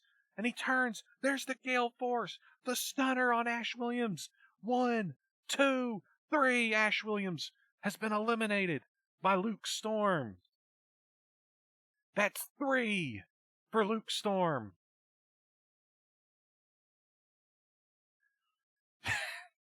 Who that actor? Here comes the buzzer. Who's number 36? It's Dark Lord. Dark Lord is here. Dark Lord is in the house. What's Dark Lord gonna do? The ruler of Karthus. He goes immediately into the ring. He hits Luke Storm in the head with his hammer. He hits him in the midsection with it. Storm hits the canvas, and here's Red River Jack. He goes beneath a hammer swing. Connects with kicks to the back of Dark Lord's legs. Sigil and Crowley grab him from behind on the ring apron, holding on for dear life. As the three of them battle him, Sanctus is getting back to his feet just in time to see Cody. Your foretold destiny. He got it all. Cody pulls him up. The perfect ending. The single underhook brainbuster. And he covers. 1, 2, 3. Sanctus Bellator has been eliminated by Cody. All right. Whew. Williams roars. He has an elimination in Lambs. He's back to his feet. The GBH, the Claymore from Shaw. He covers him. 1, 2, 3. Cody. Cody is out. Eliminated by Albert Shaw. Cody is out. He's betrayed Blood Money Inc. But he's eliminated his once friend and tag team championship partner for good measure. All right. He cockily waves goodbye to Cody before returning to the action. As the buzzer goes off, who's number 37? What do we got? Mr. Andy, Pyre, Banzan, and probably somebody Jesse Williams. I think those are our remaining 4. Who's next? It's Banzan. He's here.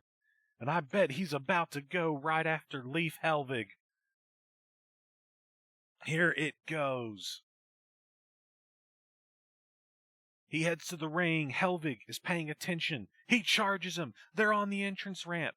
Fighting. Slugging it out. Lefts, rights, lefts. Banzan beats him back into the barricade. This is for his people. This is for the people at the Tiger's Nest. It's been a long time coming, and Banzan will not be taken lightly. He's got a part of Crowley's broken throne. He slams it repeatedly into Helvig's skull. The mountain slams him forcibly on the concrete floor at the bottom of the entrance ramp. Storms off to find something, and he's got a steel chair. Helvig gets hit right in the skull, on the back, again. One more to the skull. Banzan is flipped out. He's going repeatedly. He broke the chair. That's what it was. It was a chair. He broke the chair, and he's not done. He marches to grab a table from beneath the ring, setting it up amongst the carnage of Lee Crowley's throne.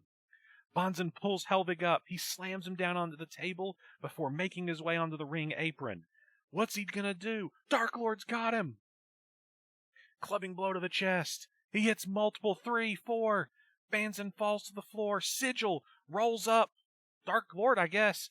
And he hits no. Dark Lord kicked it. Well, excuse me. Who's number 38? Mr. Andy is in at 38. Mr. Andy is in at 38.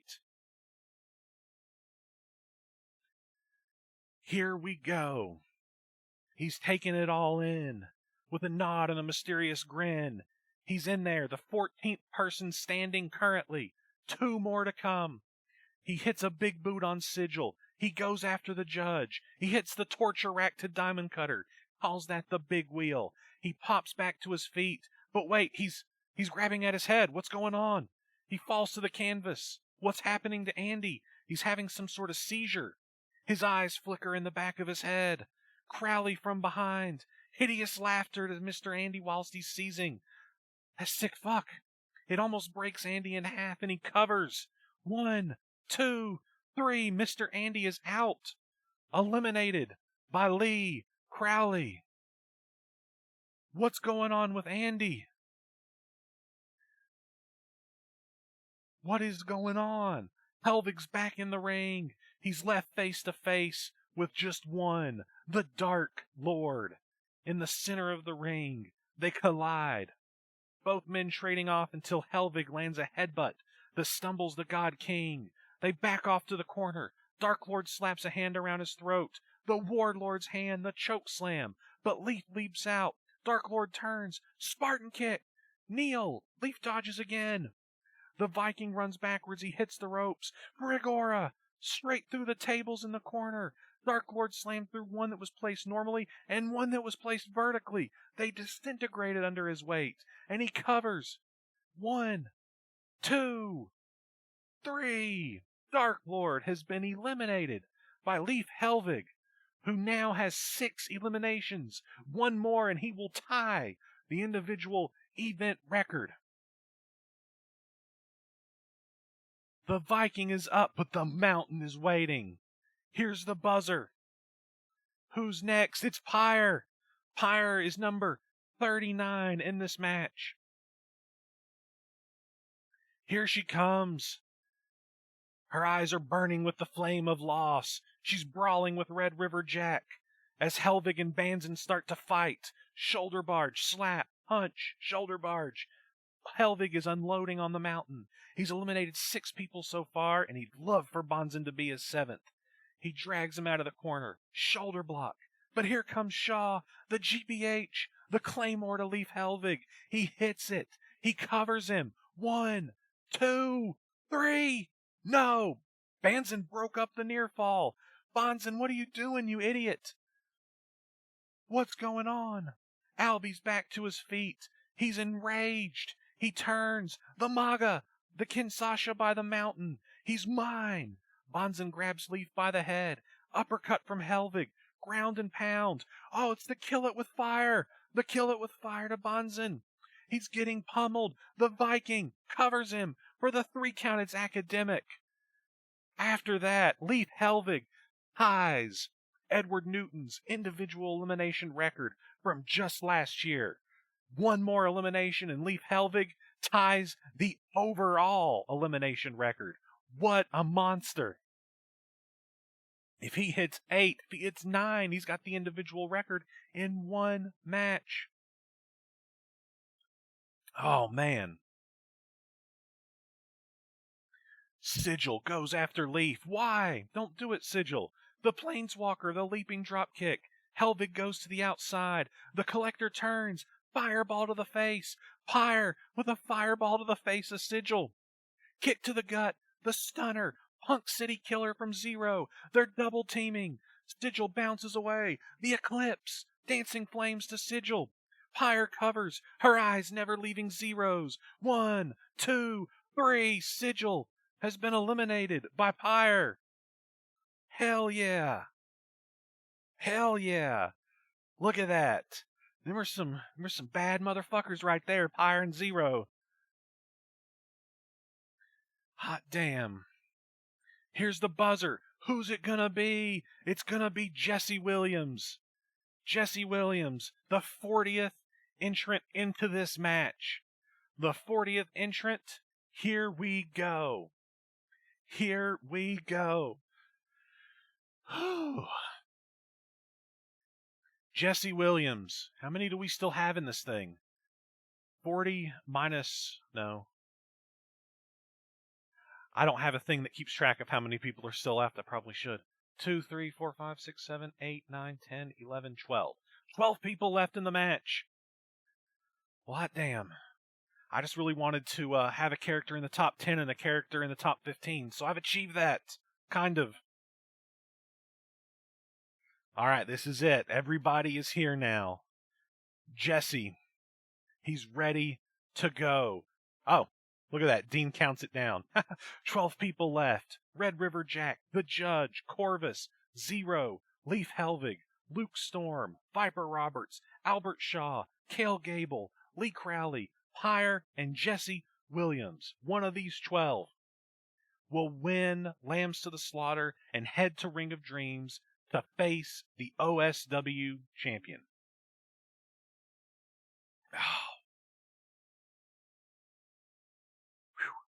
We said it was going to be a whopper of a show. It's went a little bit longer than anticipated, but we're cooking.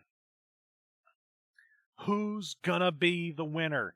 Pyre and Zero share a smirk as their beautiful teamwork led to the elimination just moments ago. Ash Williams slides into the... I assume that means Jesse. Jesse slides into the ring, appearing between them.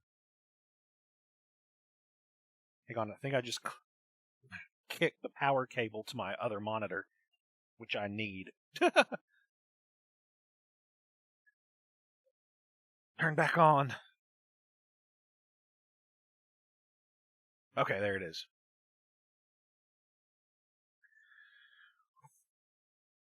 All right, here we go.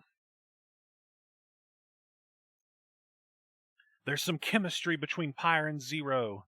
Pyre helps Williams back to his feet, throws him into Zero. The burning hammer, the CPU driver, but Jesse pulls out. He sends Zero into Pyre. She goes to the mat. Zero goes to check on her, showing compassion we've never seen from him. Jesse hits Zero. Hail to the king. The spinning Gotch pile driver. 1, 2, but a kick out. Jack's in the ring. He nails Jesse with a clothesline. Corvus is in. The contract kill. He throws daggers covered in a paralytic agent right into Red River Jack. But Helvig, Brigora to Corvus, cut him in half as he was running towards Jack. Jack is frozen. He can't move. Leaf kicks him over and covers him. 1, 2, 3. Red River Jack has been eliminated by Leif Helvig. He will not repeat as winner. Leif Helvig has tied the overall eliminations record that is held by Edward Newton and Brent Kirsch. He has the overall record. He has the individual match record beaten. He won that, and now he's tied for the overall. Yes. Leif has the individual record, and he's tied the overall record. All right, here we go.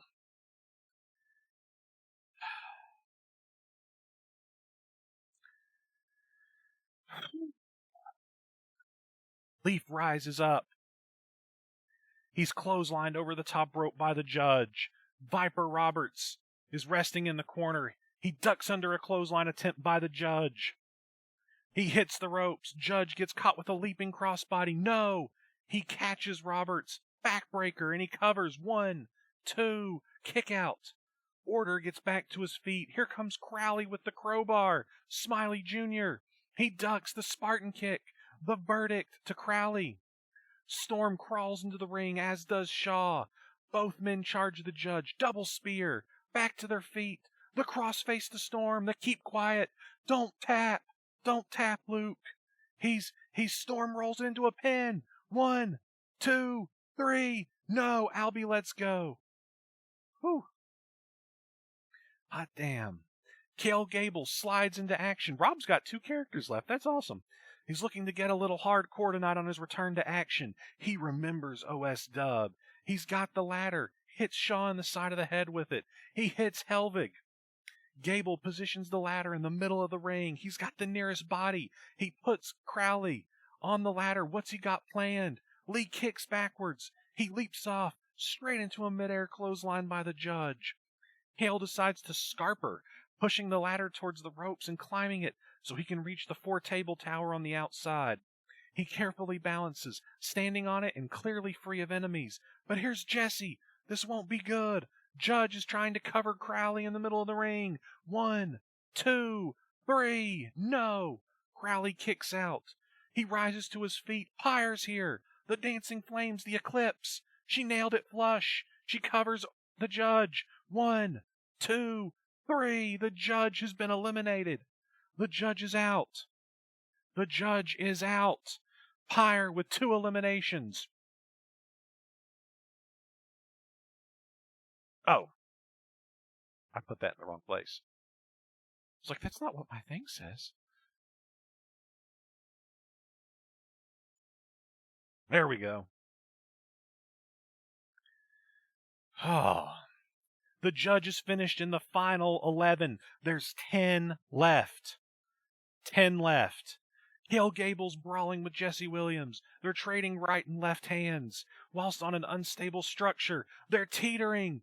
They're teetering.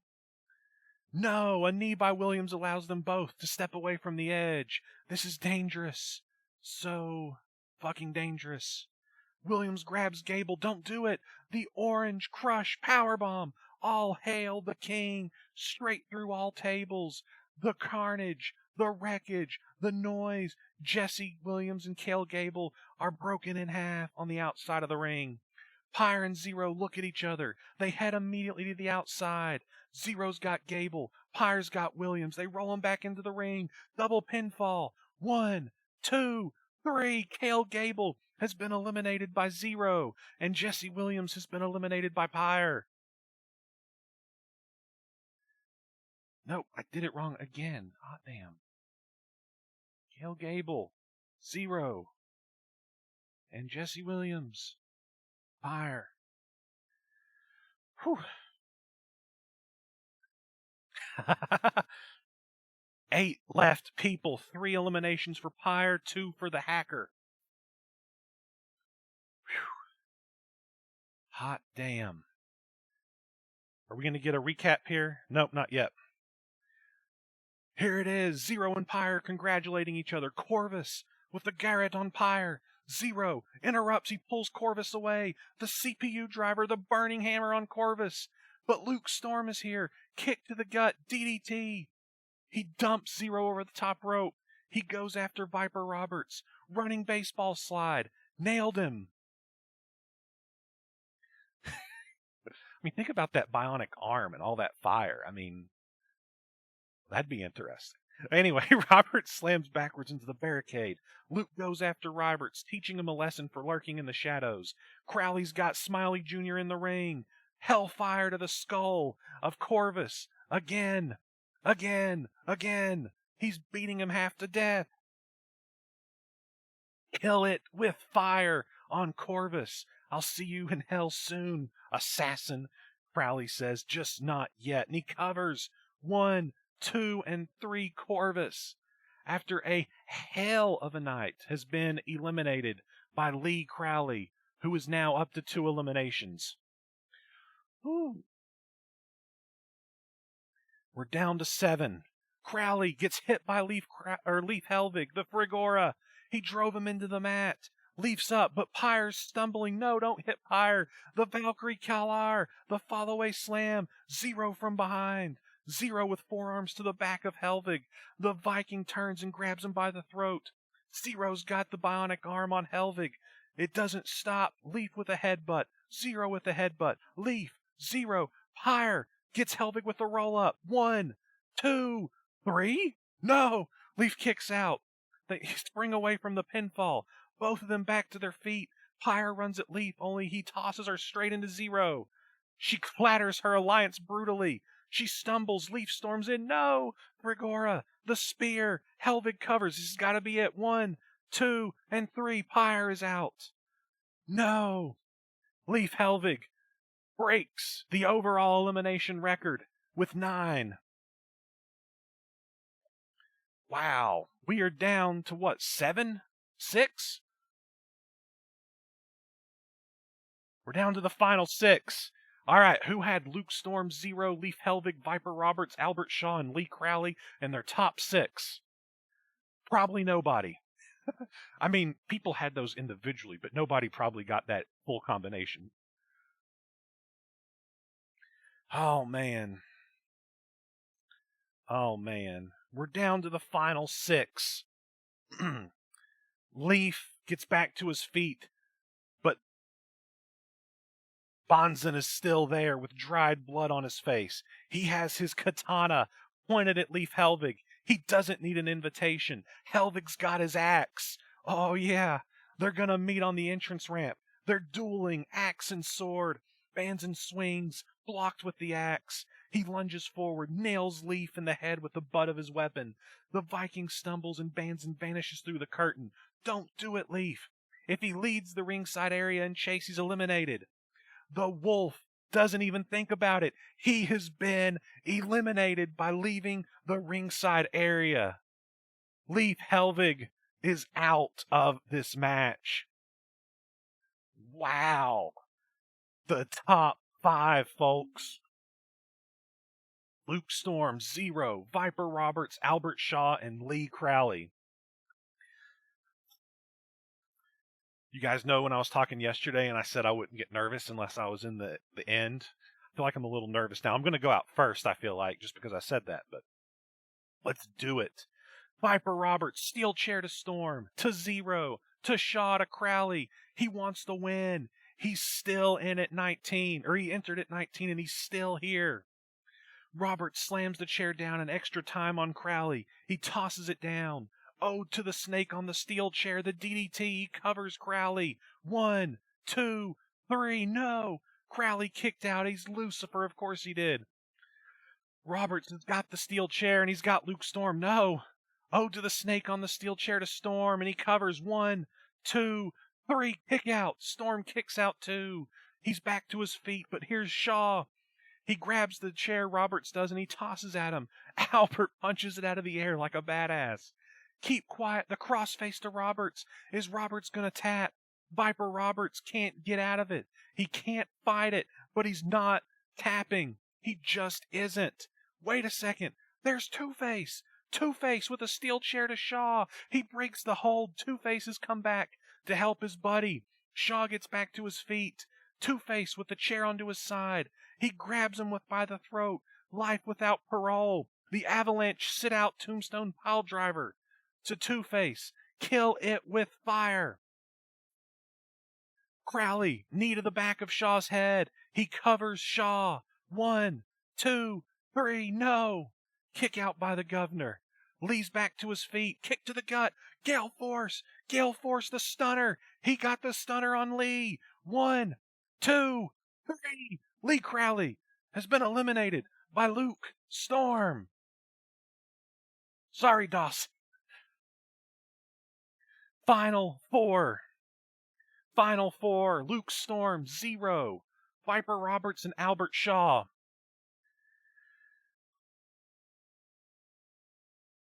The precipice of history. Here we go. Here's the Dean recap. One of these 4 men will go on the Ring of Dreams and face the OSW champion, but who will it be? There's only one former OSW champion in these remaining 4, but he's also the only one without a championship. That's true. Zero, Viper Roberts, and Shaw all have gold. Luke Storm came in at number 3. Zero at number 14. Viper Roberts at 19 and Albert Shaw at 24. Well, boys, let's do it. All four men get back to their feet. Zero rushes Shaw. Who can blame him after the betrayal earlier? He slams Hammer Fist down on his head. Viper and Luke lock up. Viper into the side headlock. Storm pushes him out into the ropes. Shoulder block that takes him down to the canvas.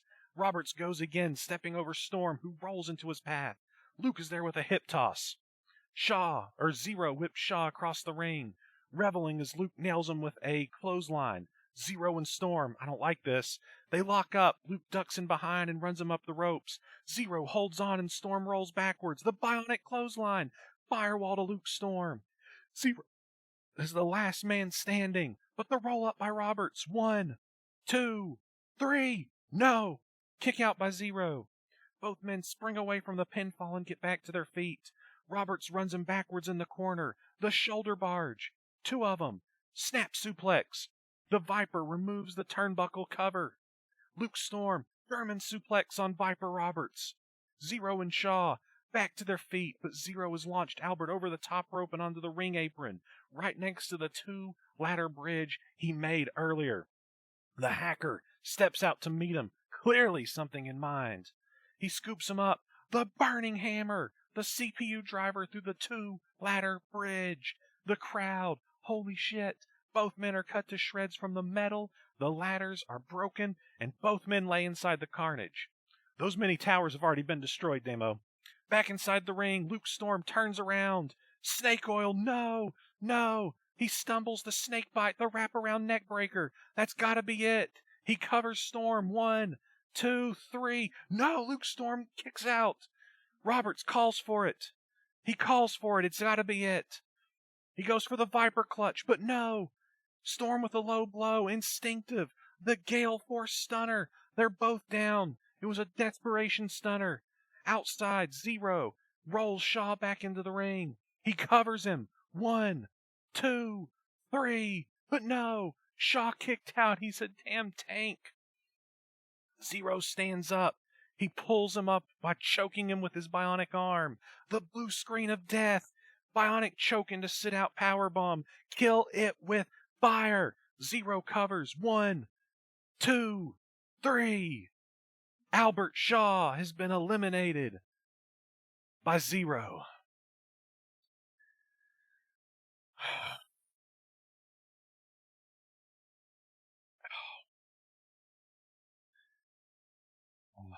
We're down to 3. Zero, Viper Roberts, and Luke Storm. All right.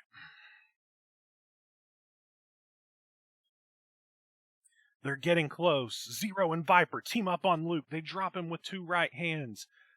They go right. They slam boots into him. Viper's got his belt. He's tanning the hide. He's got welts on Luke Storm, and he rolls to the outside. Zero and Roberts. The Hacker quickly grabs the belt, wrapping it around Roberts' throat. He's strangling the life out of him. The Viper struggles, diving towards the corner. Zero into the exposed turnbuckle. The head snake, Zero, stumbles backwards.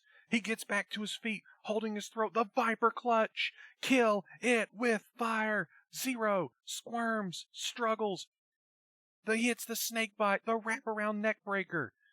1, 2, 3. Zero has been eliminated by Viper Roberts.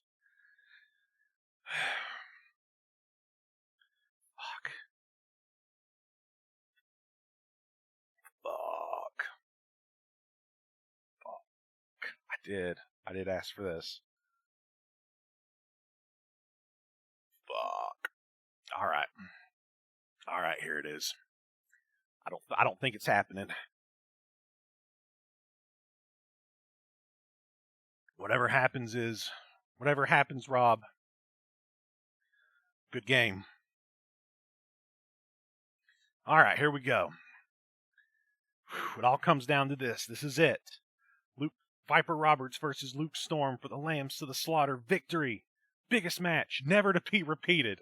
Like that he threw that in there. Who's going to Ring of Dreams?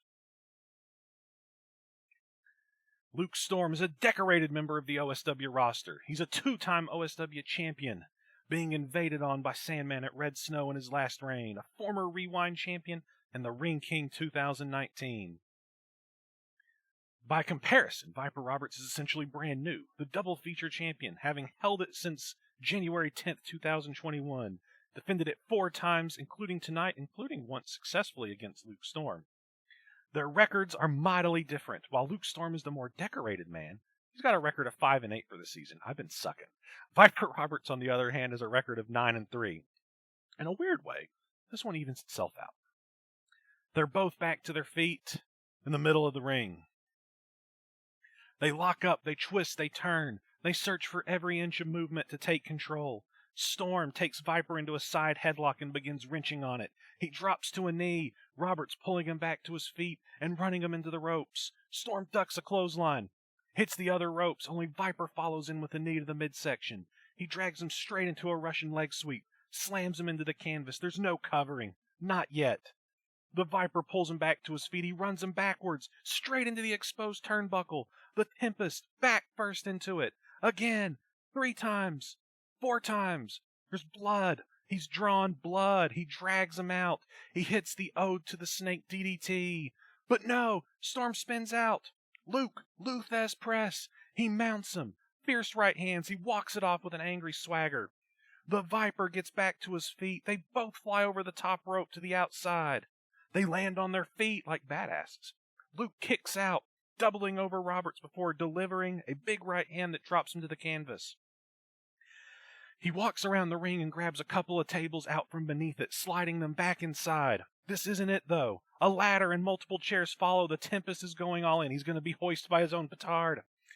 He meets Viper back by the broken throne, receiving a wooden chair leg to the stomach for good measure. Robert slams another right across his head, knocking him to the floor. The head snake jams the wooden leg into his throat, strangling from dear life. You can't win the match out there, man. It doesn't matter. This is about glory, and there's a road to it. Road to Glory. That would be a really cool in-between Pandemonium and Ring of Dreams event name. Viper Roberts pulls Luke Storm back to his feet. He tosses him into the ramp barricade, watching as he falls over it. He joins them. Now in the crowd, the fans disperse as Roberts pummels Storm up the steps towards the top. He's delivering powerful right hands, stumbling the Tempest with every blow. They're at the top of the stands, and Luke Storm grabs the nearest item to defend himself. Beer glass to the head. He shatters a glass of beer across the Viper's head. Roberts is busted, wide open. Luke scrambles on the floor for the biggest shard he can find as Viper turns around, stabbing it into his forehead. Roberts is on his knees in agony. Luke Storm is scratching his head to pieces with that glass shard. Viper with the low blow, trying to get some time to escape. He begins falling down the stairs in utter agony, holding his face as the crimson mask forms. Luke drops the glass shard, wipes the blood on his hand on his chest. The fans are roaring. They're chanting for Storm. The head snake gets back to his feet, resting against the railing as Luke Storm backs up. What's he planning? Running, leaping super kick. Oh my God, the lightning strike. He nails it. Luke Storm slams into the concrete stairs with a thud as he sends Viper Roberts over the railing and tumbling down the stairs himself. The crowd chants, holy shit, these guys are gonna kill each other. All for this. All for this. Viper Roberts sits blood against the barricade on the floor, spits, spewing blood from his mouth that has dripped in from his face. Storm holds his back, slowly walks down the steps, barely able to move but fighting with every ounce to get down there. He reaches Roberts, running a knee into his face. Again, twice, thrice. He splats Viper against the barricade repeatedly. The Storm King pulls the head snake to his feet and tiredly dumps him back over the barricade and back into the ringside area. He drags him by the matted red hair and pulls him towards the ring, running him straight into the ring post. He takes this opportunity to get back into the ring and begins setting up tables. He sets one up in the corner with another beside it. After that, he grabs the ladder, places it across the top turnbuckle as a bridge between the ropes. What the fuck is Luke Storm planning? Viper Roberts crawls back into the ring, being lifted onto the tables by Storm. He follows, balancing across it, stepping up onto the ladder and pulling Roberts with him. This isn't going to work. There's carnage already. Don't do it. Storm pulls him close. Oh, to the snake. From the ladder. Through both tables. Holy shit. Luke Storm just got drilled through 2 tables from the top rope with a DDT. But Viper Roberts, he can't cover. He's out of it too. The crowd chants, holy shit, once more. The crowd show their appreciation. Viper Roberts barely swings an arm over. 1, that's gotta be it. 2, it's gotta be it. 3, it's over. No, Luke Storm kicked out. The Tempest kicked out. No one can quite believe it. Luke Storm somehow kicks out. Robert knows that he's going to have to kill this with fire. He gets back to his feet and pulls Luke with him. No! Luke Storm pushes him headfirst into the ladder. Clothesline by ladder. Luke's got a minute to breathe. He's got a steel chair. Roberts gets up. Steel chair to the skull. No! Snake oil. This isn't going to work. Snake oil. Luke recoils. He crashes this chair over Luke. He crumples to the floor. The Viper demands Storm get back to his feet one more time before he has to fight a ladder. The Tempest is hurting. He's crawling at Viper's legs to get back. He slowly rises. The wraparound neck breaker. No! Storm! Code breaker! The downpour! He covers. 1, 2, 3. No!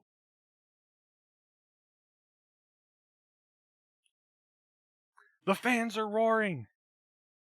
It's awesome. They've given us everything. They've given us everything. Storm kicks out of his own boot. They're both exhausted. How much more can they give? They both get back to their feet. They're bleeding. They're tired. They're exhausting. They've bled. They've cried. They've paid the price. Right hands, lefts, rights. This is fucking amazing, Dean. They strayed off in the center of the ring. Viper tries to send Storm backwards into the corner, but Luke sidesteps. He runs him into the turnbuckle. Chest first, the roll up. 1, 2, 3. No. Back to their feet. Lightning strike. No, he catches it. He goes for the Viper clutch. Storm fights it. He pulls himself forward. He pushes off the exposed turnbuckle. He flips himself backwards. He pops up. Lightning strike to the back of Viper's head. Cover. 1, 2, 3. No! How the actual fuck is this happening? Man, I ain't winning this. Luke's back up to his feet. He's got the chair. He demands that Robert gets up. He wills him to do it. Viper tosses the chair at him. Roberts runs and swings. Storm ducks. He leaps. The leaping triple kick to the chair. He killed it with fire. The storm surge. The triple kick. He covers. 1, 2, 3. It's over. Luke Storm has done it. Luke Storm has defeated Viper Roberts to win Lambs 2021 from number 3, just like Solomon Rhodes. And by God, he's given it everything he's had here. Luke can barely even move. Viper Roberts has proven that he's a major player. Luke Storm gets a shot at breaking the curse. Fuck.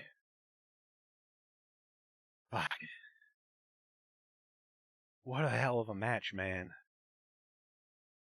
What a hell of a match. Oh, God. Oh, God. Hot damn. Thanks, guys.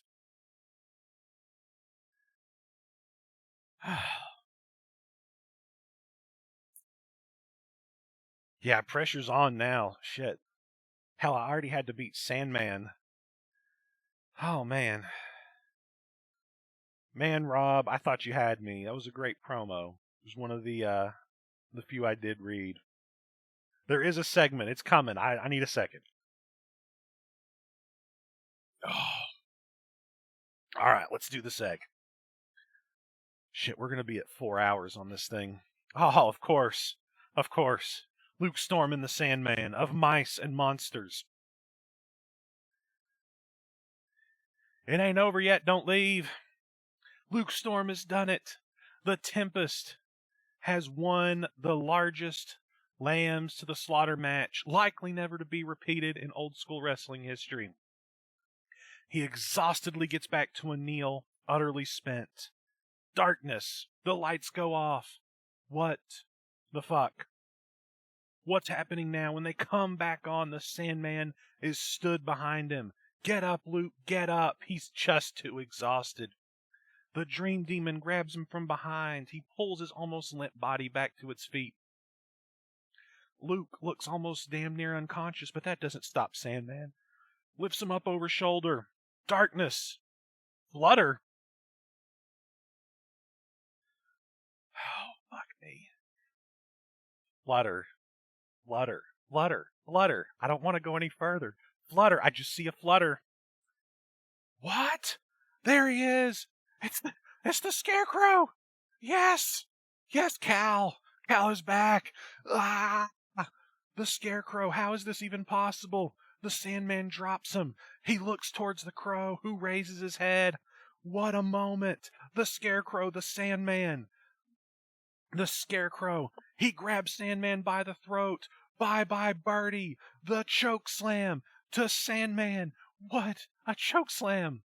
The Hayman walks over to Storm, who scoots back, equally as odd. You were right, the Scarecrow growls. Not everything was as it seemed. Luke doesn't understand. Listen, he says. The sound of growling, thumping, and snarling can be heard off in the distance, of which makes the Scarecrow smile. We were biding our time. We were waiting in the wings for the right moment to strike. For this war was our opportunity to break free of our resting place. Is Mother with him? Is Mother with him? The Scarecrow turns around to see that the Sandman has risen. You spend your time hunting him, but do you know what happens when you're killed, Sandman? You come to me in purgatory. Whoa, that's a revelation. We monsters live between realms, suffering in the decay of a place fit for no one. I wanted us to remain hidden here until the right moment to strike. But my fellow monsters of purgatory couldn't wait to kill a man who'd sent many of them to their end. Bishop? Storm yells. The monsters killed Bishop? That's why. The monsters, the purgatory, they killed Bishop. Even the mice can fathom it. Scarecrow continues, nodding back to Storm, his eyes set on the Sandman. What do you want? To take heaven, just like hell, so that when monsters like you perish, you too can enjoy paradise. The Sandman grabs him by the throat. He says, I don't intend to die. Tucson, the choke slam to the Scarecrow. He flutters away. He's gone. The Sandman is pissed. Luke Storm's escaped. What the hell has been going on? The war isn't just between heaven and hell. A third party, purgatory, but they're no longer lurking. Old school wrestling is in the middle of a war for heaven, and there's no telling what happens next. Luke Storm is one lambs to the slaughter. He's gonna face the champion at Ring of Dreams, but first he has to survive the Sandman, who in turn must survive the Scarecrow. What a night. Holy shit. Oh, hot damn. Oh, that flutter. Oh, hell fire. Hell fire. Man, that's got to be the end right there. Phew. Hot damn. Hot damn. Why is this working? Nope, that's not what I wanted.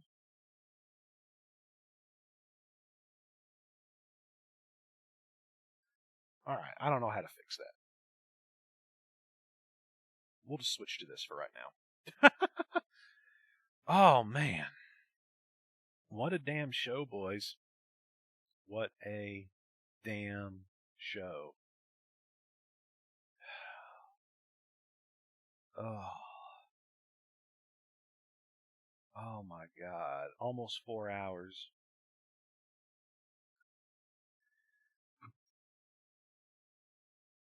Yeah, Dean, you get your lion tomorrow, but you're probably still tired as hell.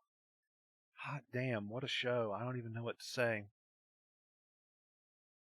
Man, that's why Pandemonium is the event, man. Thanks, Alex. Shit, I'm fucking worn out, and it's only not even 11 for me. Hot damn.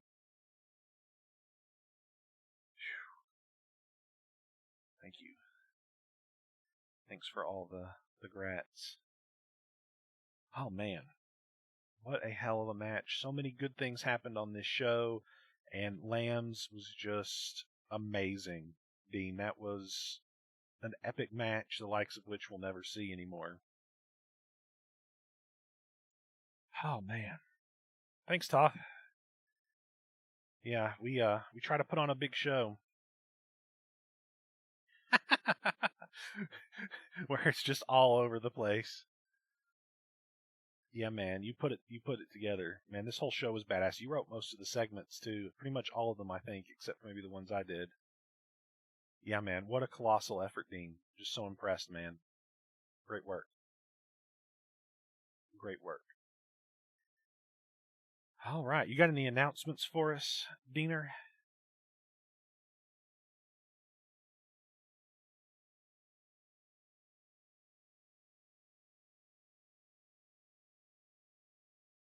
All right, right on. Well, guys, really appreciate everybody that came out. We had upwards of like 30 viewers at one point, and that's pretty badass.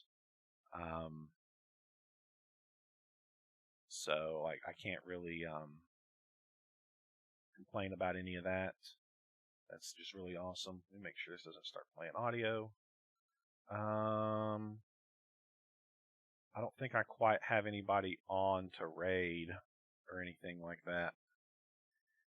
Does anybody else know of anybody? I mean, I imagine most of us aren't sticking around anyway. I'm flummoxed. I've just got a horrible headache. But once the adrenaline wears off, I'm sure it'll come back. It just kind of went away. But awesome show, guys. Awesome show. I'm so happy to be back in the saddle, and Dead Pixels is going to be really badass, so you guys need to come out for that. I don't remember the exact date on that, but it's sometime near the end of this month, I think. So,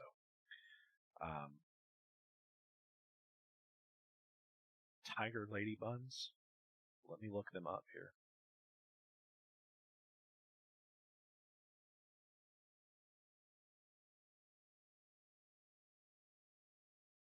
Yeah, I can do a raid on this individual. Please try to stick around to watch. Why is my mouse messed up like that? Raid channel. Tiger Lady Buns. Playing Dead by Daylight. Okay. Yeah, we'll go ahead and raid. Please try and stick around at least a little bit. I'll probably stay on for another, 5 to 10 just to watch. They're playing Dead by Daylight, and jump over there. So I'll go ahead and start this thing. Let's go ahead and jump over there.